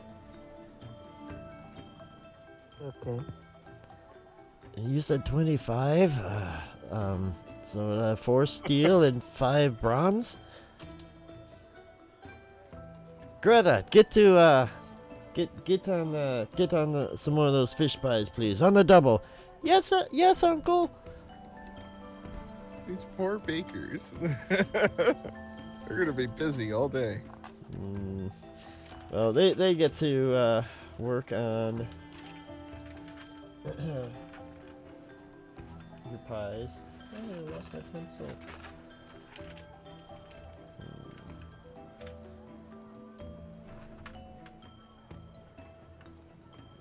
Well, that is unfortunate. I guess I would just use a pen. I'll find a different page though. All right. Galaxy says, "No rest for the wicked." Yes. As wicked as a baker or chef could be. That's very true. Alright, so they get to work on those fish pies. Peter, you doing anything else on the beach? You're definitely feeling hungry too. I mean, Yeah, I think Peter would start heading into town and seeing if he could find some food. And yeah, I would think you can, even just like asking around, like, excuse me, any good place to eat around here or something. People would eventually mention the fishbowl and the savory fish pies. The ones we're already eating. The ones you're already eating, you've got a pile of them. I'm just tearing them up. Peter sees them. He's like, Hey, Peter, How- do you want one fish pie? yes. I hand him come on, one your fish pie. pie. Okay, good. Oh. Not mine. Thank you. How many did you order? That seems like a Only secret. 10 for me. I mean, he got 25, but I haven't He's hit my still growth spurt growing. yet. yeah, he's still growing. Yeah, you might hit a growth spurt horizontally, but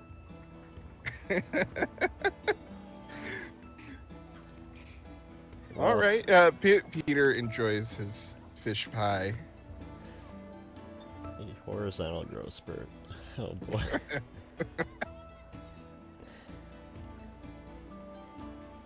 Okay. Oh, and be warned, you're going to be tantalized.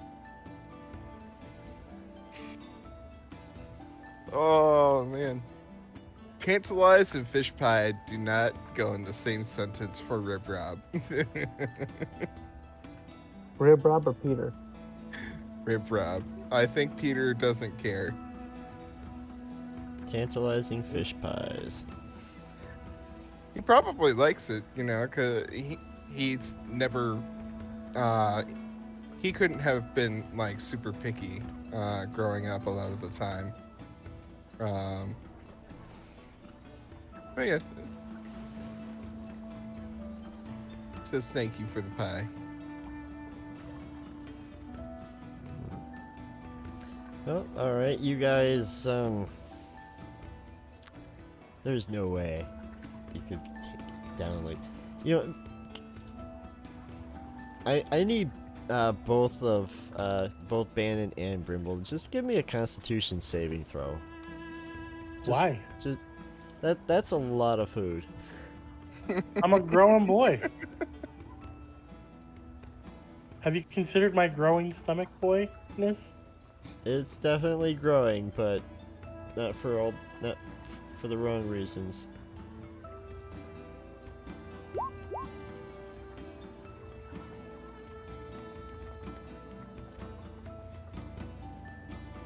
Yeah. Okay. I think Brimble somehow puts away the 24 fish pies. Somehow. Bannon, I think you can handle 10, but you're like that last bite is like almost kind of intimidating. Like you almost don't, like you're almost too full, but you can't be shown up by your brother. Exactly. That's why I eat every last one. So, And I even do my little finger sucking. but you guys are stuffed. Peter's probably gonna have to roll them around. I don't think you'll be able to effectively really study the rest of the day. But, it's basically like that turkey coma you get, but it's like a fish coma. Or something.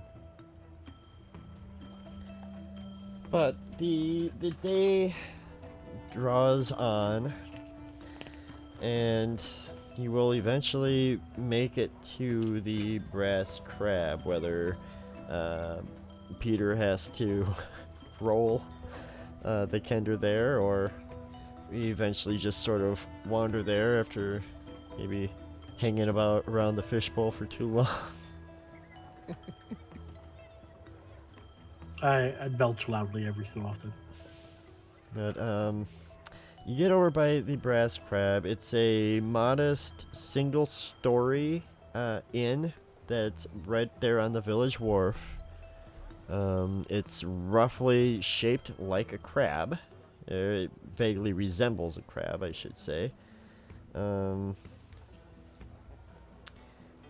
yeah, you go inside, and there's a large circular common room with an Urgothian woman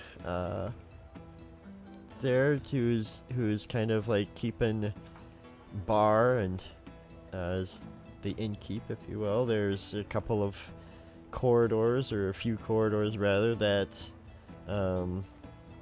branch off of the main room that lead to the sleeping quarters that are available for rent and that have been set aside for you. And yeah, she smiles as you come in. She's like, "Oh, howdy there, strangers. Welcome to the Brass Crab. What brings you to Volga this fine evening? Is it the Kingfisher Festival, or is it the thing with Isbin?"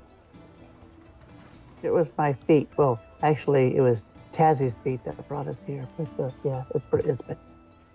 Oh, I see. Right. Were you're?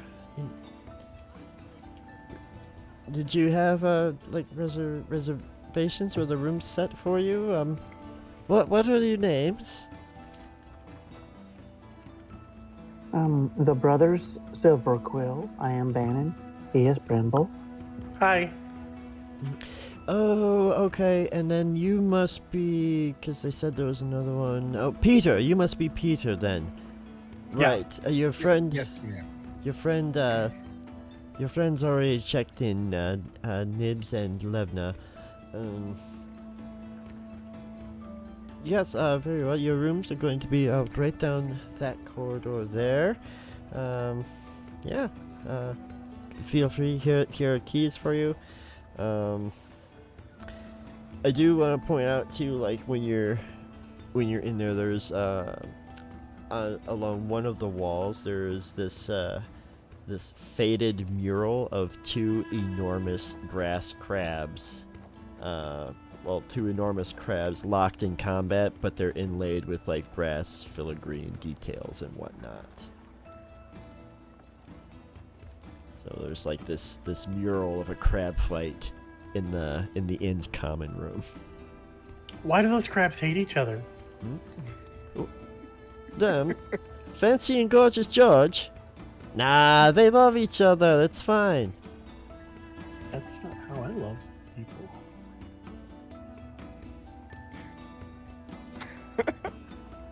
How does Brimble love people? With affection and attention and respect and a lot of hugs. Oh, Well, that's really quite wholesome. Do you want a hug, buddy? well, sure. Why not? He hugs him. Deftly, as he's used to hugging small people. And Peter just awkwardly just pats his back. You know, brother, we are knights. We are going to be going into battle. And you're gonna not have to be hugging everybody. I don't hug everybody. Okay, yeah, you're right. You did not hug Becklin. Okay, so there's one person. Nope, actually. Nope. Then you didn't hug. Yeah, you're right. Okay, never mind. Because you didn't hug the people who gave you the fish pie either. I was surprised. I Can you stand put there me and I down look. now, please. I without putting Rib Rob down, I look mortified and go, I didn't hug Becklin. And I start to head out the door with Rib Rob. Oh, wait. You have plenty of chances. And remember, Becklin is one of our superiors. It's So, a respectful hug. oh, yeah, I just wanted to remind you for a respectful hug. Well, Oh, and I all of a sudden, I realize I'm holding Rib Rob, and I put him down and go, very sorry about the really long hug. I got distracted. I'm not sure I like these hugs. Peter says as he's like dusting himself off. They grow on you.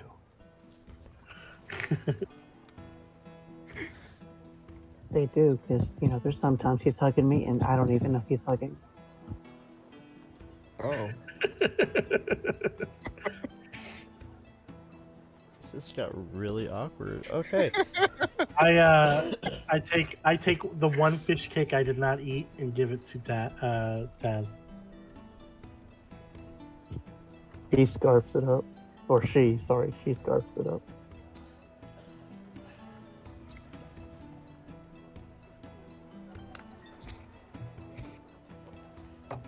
All right. All right. So about that time,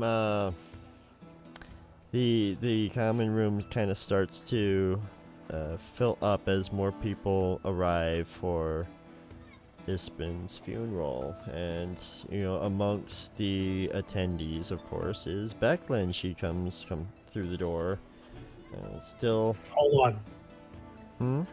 I immediately hug Becklin. She's okay. Let's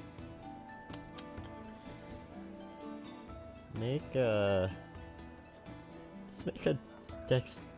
You know what? I'm just gonna have her do like a dex save. I've got her somewhere.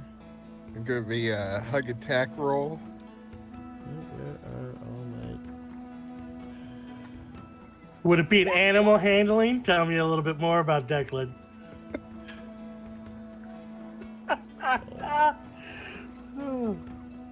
I'm hilarious. Oh boy. Okay, wait. Here we go. Declan.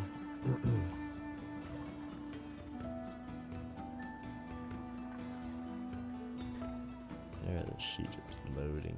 No, God! No, God, please, no! No! No! No! Okay, well, you awkwardly grab Becklin in a strange hug, and she's just shocked because she doesn't even know what to do. I go, sorry, this had to happen. And then I go back and sit down.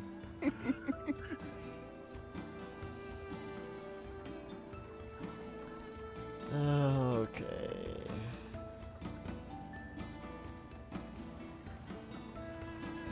These are all terrible. Terrible jokes are your favorite jokes. A gnome entered a bar. He stood by the counter and asked to buy some wine. Seconds passes. He asks again. Nothing. He starts to jump, trying to look over the counter and asking, I want a wine. He gets upset and walks around it and finds another gnome jumping, trying to look over the counter,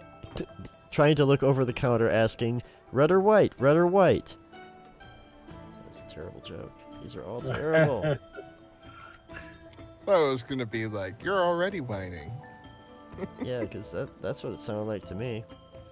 Alright, okay, here we go. Here's one. Here we go.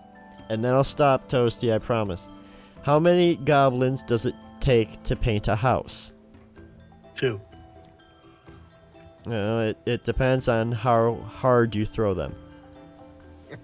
Oh, that's racist. Okay. Becklin has arrived at the crab. She's still kind of in shock. It's like, do better to compose yourself, Knight. That's not really fitting behavior. Don't go hugging your superior officers without, some sort of consent. Are you okay with hugs? Hugs are okay. I give her another hug. Definitely was not. Okay. Okay, we're all very emotional right now. We're all very sad. We all loved Ispen very much. Please put me down. I let them go and go back to my seat. And I look at my brother, and my look says, with raised eyebrows, "Didn't forget for long." Yeah, okay. Why don't we head out to the dock there, and we can begin. And people start heading out the back door of the Brass Crab to the dock area on the wharf right there on the water.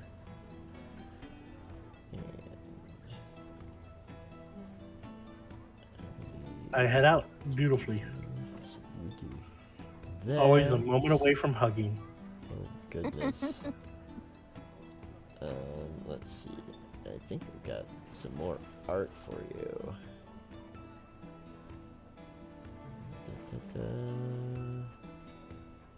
Right there.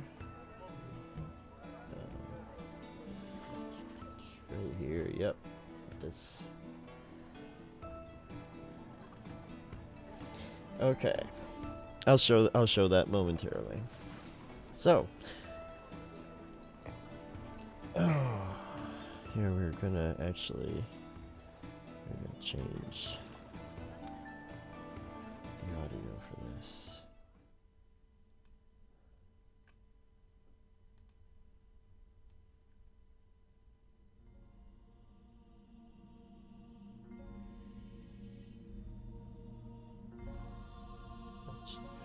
Okay. Those who were closest to Ispen Greenshield gather on the dock overlooking the Vingard River. There, Ispen's body rests in a small boat, his body wrapped in a shroud. A musician plays a soft song as the knight Becklin Uthviharan steps forward in her ornate Solamnic armor. She smiles gently at those assembled, and her voice carries clearly over the waters. You all knew Ispen as a friend, and there were none like him. Before he died, he told me this: there should be tales, not tears, for an old scoundrel like me. Make sure everyone knows my stories when I head off onto the greatest adventure of them all.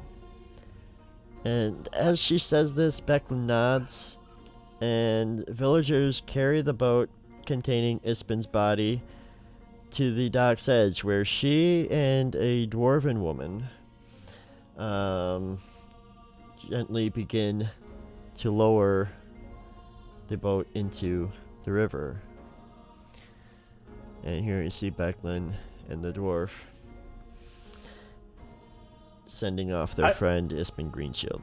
Yes. I whisper, I can't believe he called her a scoundrel like that. So they start lowering the body into the water, and she's like, so, let us do just that. Becklin continues as the tiny vessel begins to drift out onto the Vingard River. On the eve of the Kingfisher Festival, we celebrate you, Ispen Greenshield. Good travels, friend, until we meet again, and may the old gods be with you.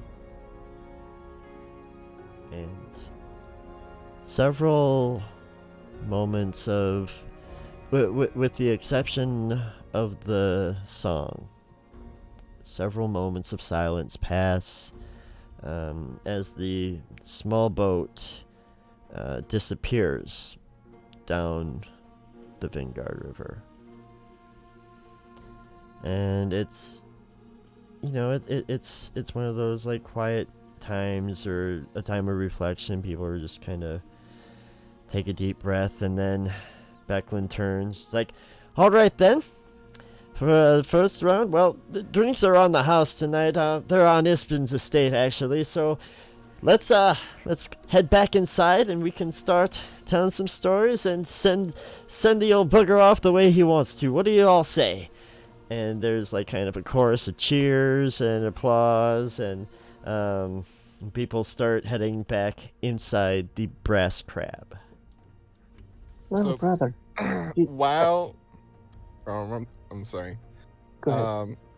While during like the silence and everyone is gathered, Peter would take the time to look around for his friend he was hoping to see here.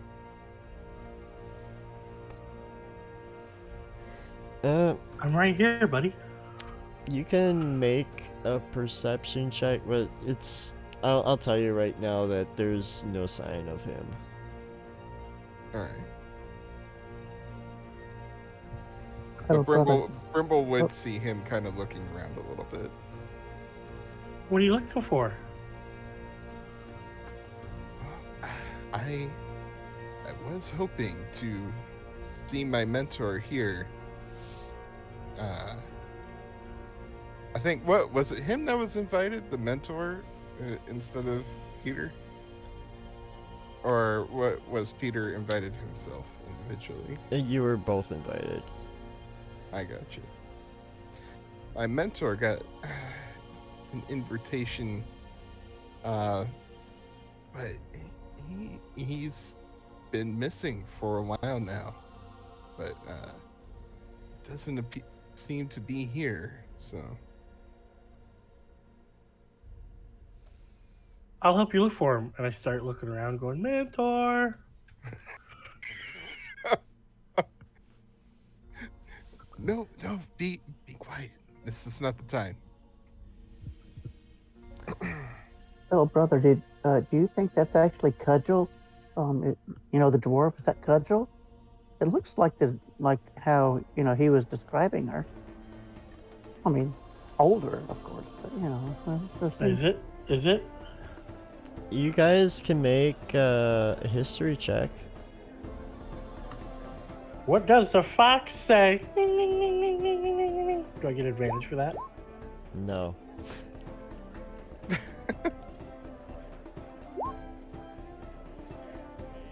But yeah, you would guess that would be Cudgel, based on the stories that Ispin had told you, and what you know about Becklin and Cudgel like adventuring together with Ispin. I'll run up. I'll walk up to Cudgel and go, "Hey, you're Cudgel?" Claddy, yes, I am, and you must be wait, don't tell me. Bramble, right? Yes, and I hug Cudgel. Ah, very good. I keep hugging. Okay, thank you, Bramble. You can put me down. But what if I don't want to? No, do you really need to put me down, son? Oh, I put her down. Ah. So, I heard much about you.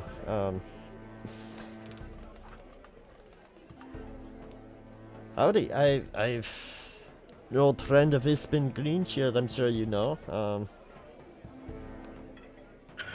I am excited, and I recant some story that Ispin would have told me about Colger, word for word, as I've memorized all of them. How does that story go? Well, there were these bandits terrorizing a town. There were like 40 of them. And you and Ispin came in to check on the people in the town because nobody had heard from them. And so you guys come in thinking there's maybe a road or a tree across the road or something like that. And all of a sudden these 40 bandits come out and after you. And it was a peaceful mission, so you didn't have your weapon at the ready, so you grabbed the closest thing you could. Isbin's helmet, and you beat all 40 of those bandits while Isbin was confused as to what happened to his helmet. I do remember that. I think the wee lad may have embellished it just a wee bit, but it's a good story all the same. I do love Ispin's stories, and you noticed too when you started telling the story, like a lot of the people that were kind of sitting around you kind of began to like quiet down a bit so that they could listen in and enjoy the tale with you. And other stories are being told as well, and it's like, right, remember the time that it's been spent the night in the Rock's Nest, huh? High in the Vingard Mountains. But then when Yes, you remember that story? Yeah. of course. You remember what happened when the sun rose that next morning? There was a lot of confusion about things being turned to stone. Right, there was. He still doesn't recall exactly how he got out of that situation, but I hear he had one of those nerdy crashers. He was stuck between a rock and a hard place. Ned, anybody else have any story? Bannon, is it? Do you have any stories about Ispin? Yeah. There was this time, my little brother was off doing other stuff, but he came and took me with I'm him. the little brother. I know you are. You weren't there whenever we were doing this. But I was like pointing at myself aggressively. But he went to go investigate a supposed dragon lair, and he had me wait outside in case the dragon came back while they went inside. And I was just under the lip of the cave, and I heard a noise, and I looked up, Boring. and I heard Ispin say "shit" as he slipped, and he unlodged a huge pile of manure, and it slid down the embankment and landed on me, covering me. Oh, Appar- we've heard this 1,000 times. You tell it worse than the old bloke did. But it wasn't even a dragon's lair. It was an old goblin hideout that was trapped, and I smelled like manure for like I don't know, 2-3 weeks. All right, and you probably still do, mate. And like, you kind of, you see, like, there's this fellow I look who. visibly upset at the treatment my brother is getting. So there's a fellow in the crowd who's basically, he's been just kind of hanging out at the bar by himself, just drinking the ale, and like he's being a dick, and this is what he Yes, looks he is. like. Here, oop, that's not what I wanted. I need that. No, and the guy's being just an asshole. He's like yawns and. Anybody actually have any good stories? You gotta have something better than this piss water ale. Man, I have a good story. Our parents taught us manners. Yeah, boring. Oh shit. You're just as clownish as these other yokels. I don't know what a yokel is, but his mom must suck. Yeah. Barkeep, get some more of this piss water. Does anybody like do anything else? Say anything to him or? I look at my brother and say, if he wants to drink piss so bad, Did your god allow you to turn water I'm into supposed to piss? smite. I'm supposed to smite people. And he's your god too, dummy. Well, yeah, but I didn't talk to him. Well, I mean, you will. He was probably just shy the first time. Ugh. You're very impressive. This is the worst ale. The worst. Peter's gonna walk up to this guy. This 3'5" little guy with a staff.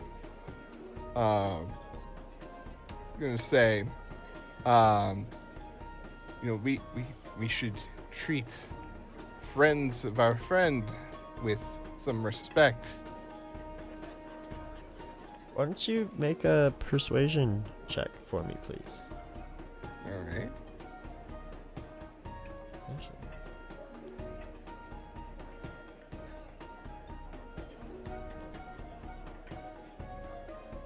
And like you can tell Peter's like not having it.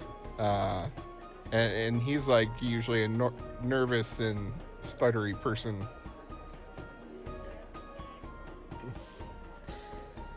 The young fellow kind of. No one here can take a joke anyway. Like, I'm leaving, and like he kind of slams his mug down and starts heading out. As he's leaving, you see me try to very quietly go, "No, you can say it's okay anyway." While Peter was talking to him, I would like to have tried to see if he lost anything. Oh. Legit. With a 23. Interesting.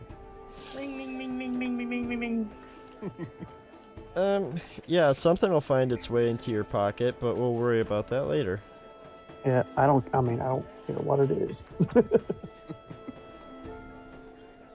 I mean, you don't steal things. Things find you. Look, yeah. And this stuff wanted to find me from him because he was such a butt. And then, a few more stories are told. Becklin tells one about this night that Isbin spent with this befuddled old mage who disappeared before dawn. Kept muttering something about, like, how does that spell go? Fireball, something like that. Yes. Sorry. And, some other stories are told, and eventually, things kind of begin to die down, and you sort of, like, take note of the people around the room, and,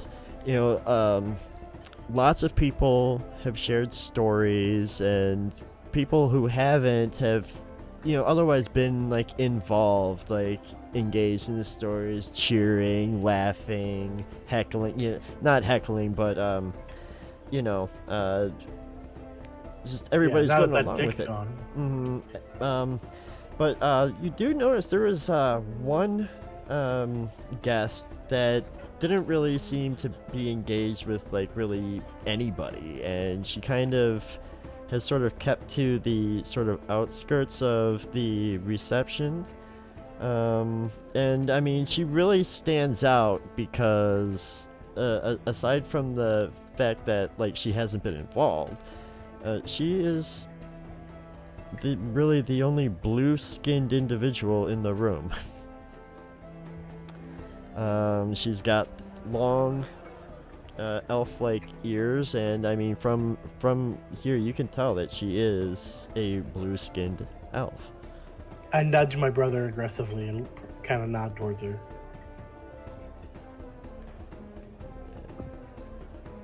And then I grab grab Peter. And I go, let's go talk to this person. And I go with Peter. Yeah, and I say loudly, yeah, she's got blue skin. Oh my goodness. You can't say that. It's very disrespectful. Ma'am, I'm sorry my brother's stupid. He does not have blue skin.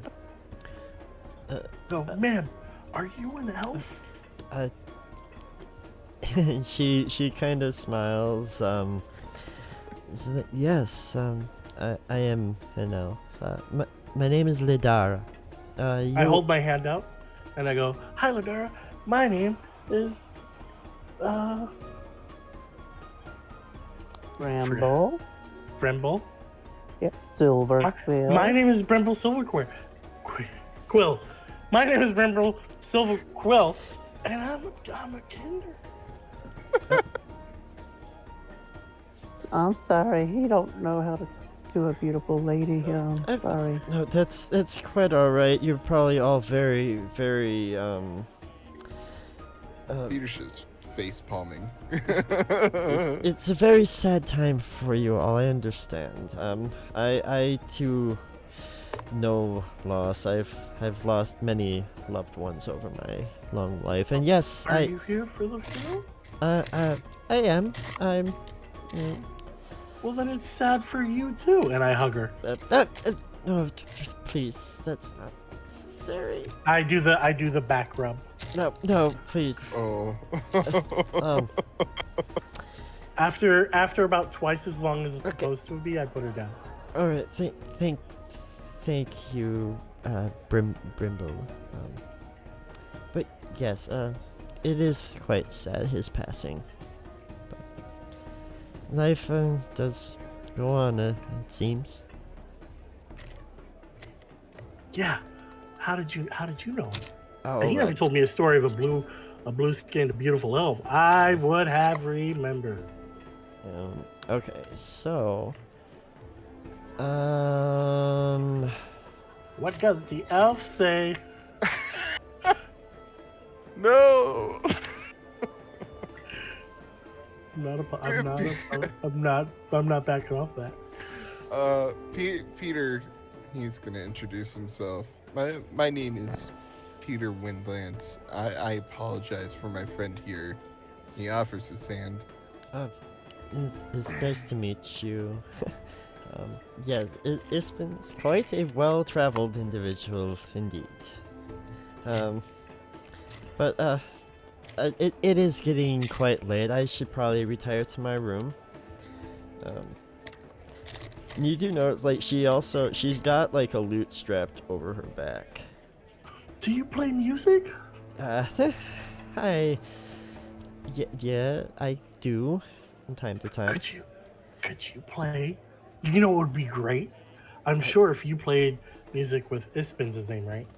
Yes. I'm sure he had a favorite song of yours. Oh. How better to memorialize him than to play the favorite song of yours? No, I couldn't possibly. Why don't you? Oh, you told. God, she's gonna play Ispen's favorite song. Why don't you make a persuasion check? Oh goodness. I am an asshole. I hate what I just did because if somebody did it to me, I would die. I'm gonna use my inspiration that I was given. I don't know how that affects anything. It gives you a +1. Okay, then I want my +1 for this. How about a 3? I think That that's is perfect. I think that's the best time for me to get a natty 1. Perhaps another time. I'm very tired.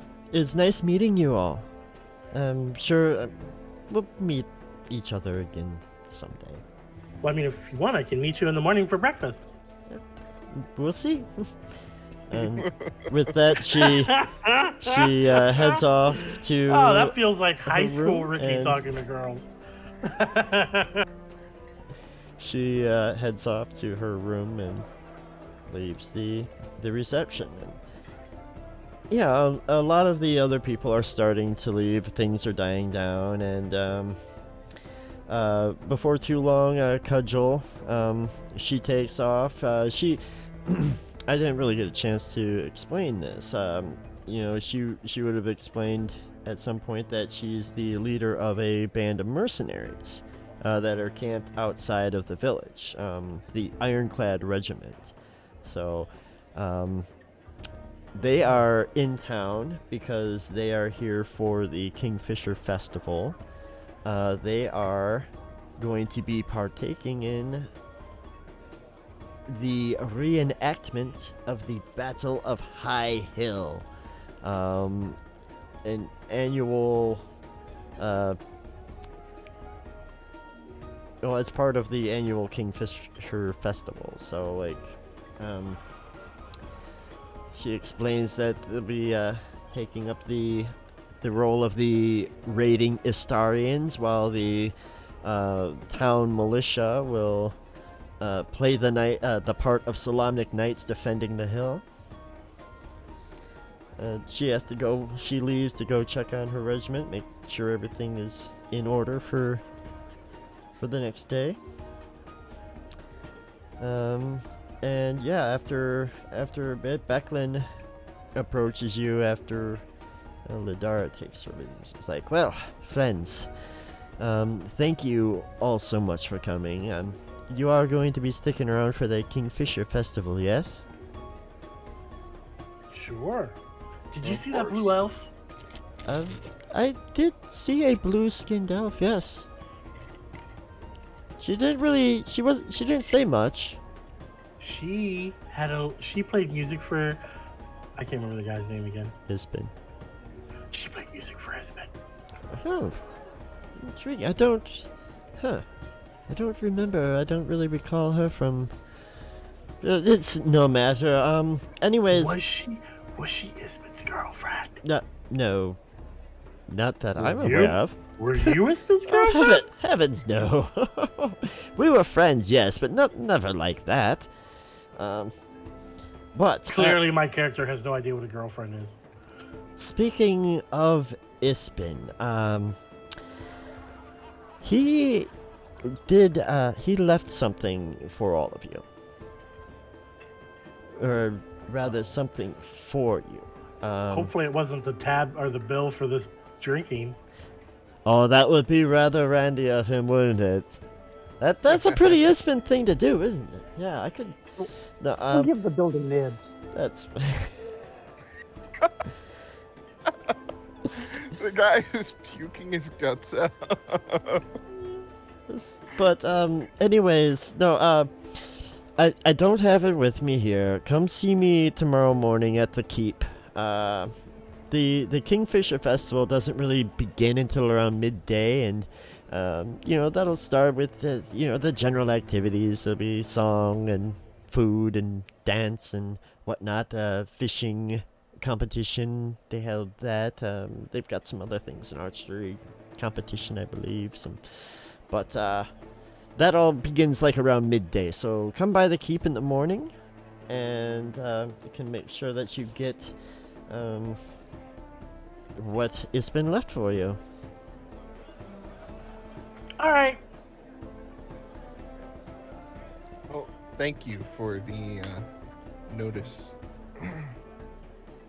Yes, indeed, and thank you once again for coming.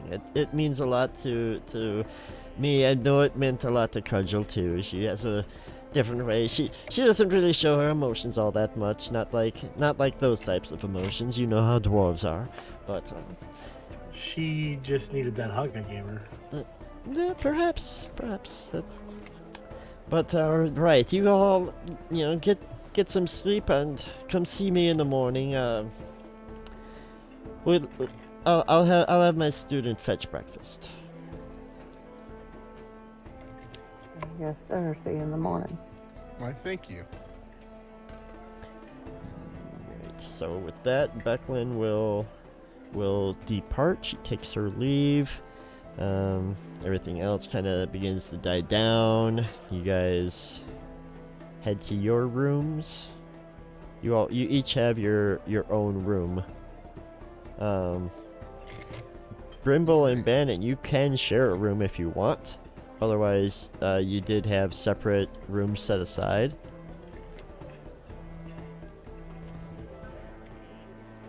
I we- definitely sleep. I'll sleep on the floor in my brother's room.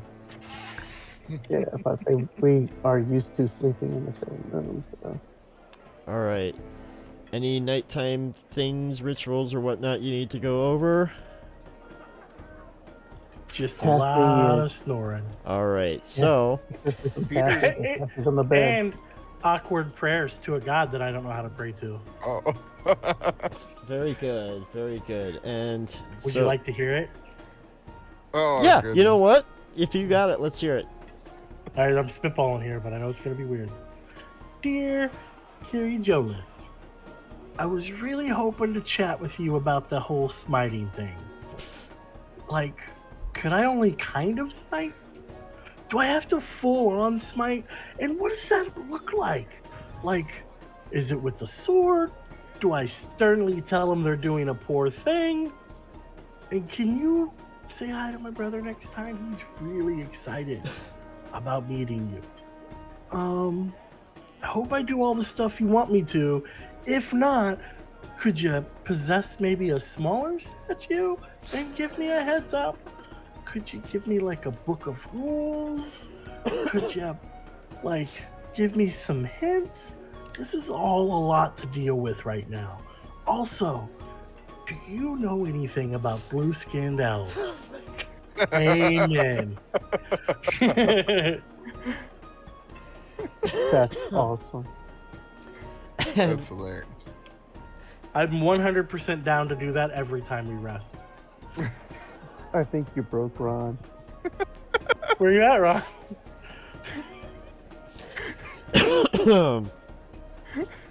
That was worth it. That was worth it. Okay. Can I have real inspiration? Yeah, you should already have real inspiration. I don't think you used it yet.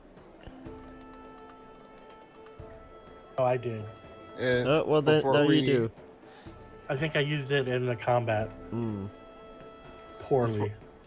Before we move on, Peter is going to be reading his book, like before we sleep, just his spell book. Awesome.